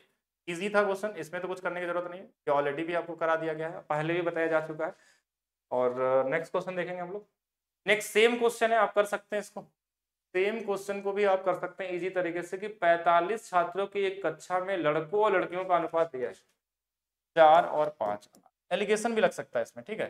9 यूनिट की वैल्यू चाहिए, 4 की वैल्यू 75 है और 5 की वैल्यू 82 है, और इसकी वैल्यू आपको चाहिए, तो 75 तो है ही, ये कितना ज्यादा है, तो आप बोलेंगे 7 ज्यादा है, इसमें भी 7 ज्यादा है, 5 लोग हैं, 35, इसको 9 से भाग दे देंगे। पॉइंट में आ रहा है क्या ये, 75 प्लस 35 बटे में 9, तो 9, 9, 9, 9, तो लगभग चार बार कटेगा ये, तो 75, 4, 79, 79 से थोड़ा कम, 79 से थोड़ा कम, ये वाला कर लीजिएगा, अप्रॉक्स मैंने बस लगा दिया, ठीक है। 18 लड़कों का औसत और टेस्ट स्कोर 15 है, जबकि 25 पूरे का दिया हुआ है, तो लड़कियों का औसत स्कोर ज्ञात करें। एलिगेशन लगा के निकाल सकते हैं इजी, वैसे मैं लगा देता हूँ कि आप लोग तो लगा ही नहीं पाएंगे। 15 स्कोर था लड़कों का, समग्र छात्रों का कितना दिया हुआ हमारे पास, 16.12 है। लड़कियों का आपसे पूछा गया, आप इसमें एलिगेशन के अलावा भी लगा सकते हैं। 18 लड़के हैं तो लड़कियां 7 हो जाएंगी, टोटल यही है। इनको इसमें घटा लीजिए, देखिए आ जाएगा 1.12, इससे कितने गुना पे, तो आप बोलेंगे ये तो 14 गुना पे होता है, 7 नहीं, 14 नहीं, 16 गुना पे होता है, 7 छंग 42, हाँ, तो ये इसमें 16 गुना हो जाएगा। तो 18 छक्का 108 हो जाएगा, 18 एक कम 18, 10, 28, ये बोलेंगे ये तो 2 दशमलव हो गया, इसमें यही वैल्यू जोड़ लेंगे, तो जोड़ते हैं एक बार, 8, 2, 10, 2 आ जाएगा, 8, 1, 9, 10, 0 आ जाएगा, 16 2 18 19 आ जाएगा, 19.00, तो यानी आंसर क्या आ जाएगा 19 आ जाएगा। एलिगेशन लगा सकते थे या तो आप रेशियो भी लगा सकते थे कि 18 और 7 का अनुपात है, दोनों 25 की वैल्यू क्वेश्चन में दिया था 15, वैल्यू दिया था 16.1 और इसकी वैल्यू आपको निकालना था। तो आप जेएसएम यूज कर लीजिए या किसी भी तरीके से लगा लीजिए, सभी आंसर है। 19.5 कैसे ला दी, एग्जैक्ट कट रहा है ना, मेरे हिसाब से तो एग्जैक्ट ही आ गया, इसमें तो कुछ करना ही नहीं। Option number C. चलिए, एक छात्र द्वारा 5 विषयों में प्राप्त औसत अंक 75 है, ठीक है, और उसके पहले 2 विषय का औसत दिया हुआ और अंतिम 2 विषय का औसत दिया हुआ है, तो तीसरे विषय का औसत अंक क्या होगा। कॉमन क्वेश्चन है, लग जाएगा आसानी से। देखिए, शुरू के 2 विषयों का औसत, यानी हम ऐसे बना लेंगे 1, चलिए छोड़िए 5, 2 विषय 2 विषय और 1, तो 2:1 की बात हो रही, टोटल 5 है। इसकी वैल्यू 75 दिया है, 2 विषयों का 65 दिया है, इसकी वैल्यू भी कितना दिया है 85 दिया है, इसकी वैल्यू आपको निकालनी है। तो देखिए ये वाला 75 से कितना कम है, तो आप बोलेंगे 10 कम है, ये वाला प्लस 10 ज़्यादा है, इसमें 2 लोग हैं तो ये -20 आएगा, इसमें हमारे पास 2 लोग हैं तो +20 आ जाएगा। दोनों ये कट जाएंगे मतलब इसमें 0 का चेंज होगा, यानी यहाँ पे 75 होना चाहिए बस, क्योंकि देखिए अब ये कट ही गया तो इसमें कुछ बढ़ेगा ही नहीं, तो 75 ही रहेगा, उसमें सेम ही वैल्यू हो जाएगी। ऑप्शन नंबर इसमें भी आ जाएगा, आ जाएगा। और आगे देखा जाए तो ये भी क्वेश्चन ईजी है, इसको भी आसानी से कर सकते हैं आप लोग। क्वेश्चन में क्या दिया गया है, 2 और 3 का अनुपात है, लड़कों का औसत अंक 60 है, लड़कियों का देखिए लड़कों का 60 दिया हुआ है, लड़कियों का 70 दिया हुआ है, और क्वेश्चन में क्या बोला है पूरा औसत निकालना है सभी का। तो ये इससे कितना ज्यादा है, तो 10 में कितने लोग हैं 3 लोग, 10 गुणे 3 30, 5 से भाग देंगे 6 और 66। अब देखिए इजी क्वेश्चनों को इजी तरीके से ही लगाना है। 19 छात्रों के समूह में एक परीक्षा दी, एक और छात्र बाद में परीक्षा देके समूह में शामिल हो गया, उसके अंकों को शामिल करने से औसत अंक 1.5 बढ़ जाता है। 1.5 की वृद्धि होती है, मतलब कितने लोग हैं इसमें 19 से 20 हो गए, मतलब ये ज्यादा लेके आ गया है 30 नंबर, औसत से 30 ज्यादा लेकर आ गया है। तो औसत अंक इस छात्र का कितना होगा। अच्छा यही क्वेश्चन है, मतलब हमको लगा क्वेश्चन थोड़ा सा इंक्रीज करेगा बढ़ाएगा, लेकिन क्वेश्चन इजी है, क्या ही कर सकते हैं। क्या पता आगे इसमें क्वेश्चन मुश्किल है कि सब इजी इजी इजी क्वेश्चन ही कराने रहेंगे तो फिर क्वेश्चन कराने का कोई मजा ही नहीं आता। ठीक, और इजी क्या हो रहा है, मतलब आपके एग्जाम में कोई क्वेश्चन आया ही नहीं अच्छा क्वेश्चन जिसको आपको बताया जा सके कुछ नया कॉन्सेप्ट। मतलब सीजीएल में आपको कुछ चीज़ें पढ़ने के सीखने को मिलेंगी। रेलवे के एग्जाम का लेवल आसान है, आसान है, आसान है, आसान है, एज वाला तो और आसान हो जाता है, ये और आसान है, एज वाले औसत, परिवार के खर्च वाला, ये सारी बुक में आपको ये सबका ट्रिक बताया गया है। ठीक है, आप देखेंगे तो आपको मिल जाएगा कैसे कैसे करते हैं। चलिए ठीक है, अब पूरा का पूरा क्वेश्चन आसान ही दिख रहा है मुझे, ऐसा कोई क्वेश्चन नहीं दिख रहा जिसमें कुछ हमको, हाँ अच्छा ये क्वेश्चन भी दिए गए हैं आपको, ये क्वेश्चन अब करने होंगे, मतलब यहाँ से क्वेश्चन भी थोड़ा सा अच्छा है, स्टैटिक्स वाले क्वेश्चन जो आपके क्वेश्चन होंगे, हाँ इनको पढ़ा जाएगा हम लोग, हाँ इनको पढ़ा जाएगा। इससे पहले जितने क्वेश्चन थे लगभग 30-40 क्वेश्चन, वो सभी आसानी दिख रहे हैं। तो आसान क्वेश्चन अब क्या ही करें, टाइम वेस्ट नहीं करेंगे हम लोग, आप लोग बाकी कर लेंगे। बाकी हाँ जहाँ 40 नंबर तक क्वेश्चन किए हैं, 42 नंबर तक किए, कल 8:30 बजे फिर से एप्लीकेशन पे जो आपके बैच के अंदर में ये क्लास आगे आपको पढ़ाई जाएगी। और ये वाले क्वेश्चन हाँ यूट्यूब पे मैं डालूंगा, ऐसे क्वेश्चनों का वीडियो कैसे बना सकते हैं कि अगर इस तरीके से, वैसे ये भी ईजी होते हैं, आसानी बोल सकते हैं इनको, लेकिन बस थोड़े मोड़े चीज लगाने होते हैं, अप्लाई करने होते हैं। इस तरीके के जब ग्राफ वाले क्वेश्चन बनते हैं तो कोई ऐसा खास यहाँ पे भी नहीं है, मतलब ऐसा कोई यूनिक नहीं है कि आपको सीख के नया चीज मिल जाएगा, ऐसा भी कुछ नहीं। लेकिन हाँ अब एक तरीके से देखा जाए तो औसत का आप बेसिक कॉन्सेप्ट सीख चुके हैं, प्रैक्टिस करने की जरूरत आपको पड़ेगी। और अभी जो बचे हुए क्वेश्चन आपके हैं लगभग 60 क्वेश्चन या 70-80 जो भी क्वेश्चन होंगे, कल हम लोग 8:30 बजे से, नहीं हाँ 8:30 से क्लास स्टार्ट करेंगे, तो सभी लोग लाइव एप्लीकेशन पे जरूर रहिएगा। आज के लिए इतना ही करते हैं, ठीक है, और बताएंगे सभी लोग कौन सा कोर्स लेना पड़ेगा एएलपी के लिए। देखिए अभी यही वाला कोर्स लेना पड़ेगा, अगर जो लोग रेलवे की कोई भी तैयारी कर रहे हैं तो एक कंप्लीट कोर्स है महासंगम बैच, जिसमें सारे कोर्स मिल जाते हैं। अगर महासंगम बैच लेना चाहते हैं तो इसमें आपको मैथ्स फाउंडेशन है, पिनाकल है, साइंस है, फिजिक्स है, जो भी सारा का सारा मिलता है। बाकी अगर आप रेलवे को टारगेट किए हैं तो ये बैच आपका होगा आरआरबी, एनटीपीसी, जिनको एनटीपीसी का एग्जाम देना है, ठीक है, 2024 टारगेट। और इसमें हम लोग करते हैं यूथ बुक का सलूशन कर रहे हैं, जो आप ये क्वेश्चन देख रहे हैं ये बुक का ही क्वेश्चन है, सेम उसी नंबर वाइज है, उसी टाइप वाइज है, कोई भी क्वेश्चन को हमने इधर उधर नहीं किया, जैसा दिया गया था वैसे किया गया था। ये बैच भी आपका सिर्फ केवल 225 रुपए का, अभी 50% का ऑफ मिल जाएगा। एक लास्ट में कूपन कोड बता देता हूँ सभी को, दिवाली 50, ठीक है। और इसके अलावा आप क्या कर सकते हैं इस पे, हाँ जो लोग एप्लीकेशन अभी नहीं जानते हैं वो maths by DP sir application download कर सकते हैं, वहाँ पे सारी जानकारी आपको मिल जाएगी। चलिए तो अभी के लिए रखते हैं, सिर्फ इतना ही, बाकी मिलेंगे हम लोग नेक्स्ट क्लास में। आज के लिए इतना ही, वीडियो को लाइक करना शेयर करना नहीं भूलेंगे। बाकी इसी तरीके से आप लोगों को यूट्यूब पे बीच बीच में क्लासेस आपको मिलती रहेंगी, किसी किसी चैप्टर का जो होगा कि कॉन्सेप्ट के साथ हम लोग प्रैक्टिस भी करेंगे, जैसे जो इंपॉर्टेंट और मुश्किल वाले टॉपिक होते हैं। अगर आप टिग्नोमेट्री बोल रहे हैं तो टिग्नोमेट्री करा दिया जाएगा। वैसे मेरा प्लान था डेसिमल फ्रैक्शन का भी करने का, तो डेसिमल फ्रैक्शन भी इसी वीक में करेंगे। देखिए इस वीक में हम अपने इस वाले बैच के अंदर क्या क्या कंप्लीट करने वाले हैं। पार्टनरशिप आवर कंप्लीट हो जाएगा, जो प्लान है इस वीक वीक वाइज प्लान बनाएंगे तो जल्दी बैच हम लोग कंप्लीट कर पाएंगे। पार्टनरशिप 50 क्वेश्चन का टॉपिक है, तो वो मैक्सिमम एक ही दिन लगेगा, ठीक है, उससे ज़्यादा नहीं लगने वाला है। और दूसरा हमारे पास क्या है, डेसिमल फ्रैक्शन में 200 क्वेश्चन है, तो 200 क्वेश्चन को करने के लिए कम से कम 2 दिन चाहिए हम लोगों को मिनिमम। क्वेश्चन भले इजी आते हैं उसके अंदर में फ्रैक्शन वाले, तो 2 दिन उसके लिए मान सकते हैं, 2 से 3 दिन भी लग सकता है। यानी इस वीक में पार्टनरशिप, औसत और डेसिमल फ्रैक्शन, इन 3 टॉपिकों को हम लोग कंप्लीट करेंगे। और इस वीकेंड पे जो करने वाले हैं हम लोग, वीकेंड पे कोई एक टॉपिक पूरा कंप्लीट करेंगे, जो भी हो सकता है वो सैटरडे संडे मिला के, कोई बड़ा टॉपिक हो सकता है, वो टिग्नोमेट्री हो सकता है, इंसुरेशन हो सकता है, एडवांस का कोई टॉपिक होगा जिसमें हम लोग कर सकते हैं। अलजेब्रा भी कर सकते हैं, अलजेब्रा थोड़ा ज़्यादा ईजी है तो आसानी से उसको भी किया जा सकता है। अलजेब्रा ही करेंगे हम लोग, अलजेब्रा ज़्यादा आसानी से हो जाएगा और मैक्सिमम लोगों का समझ में भी आसानी से आ जाएगा, एक टॉपिक भी कंप्लीट हो जाएगा।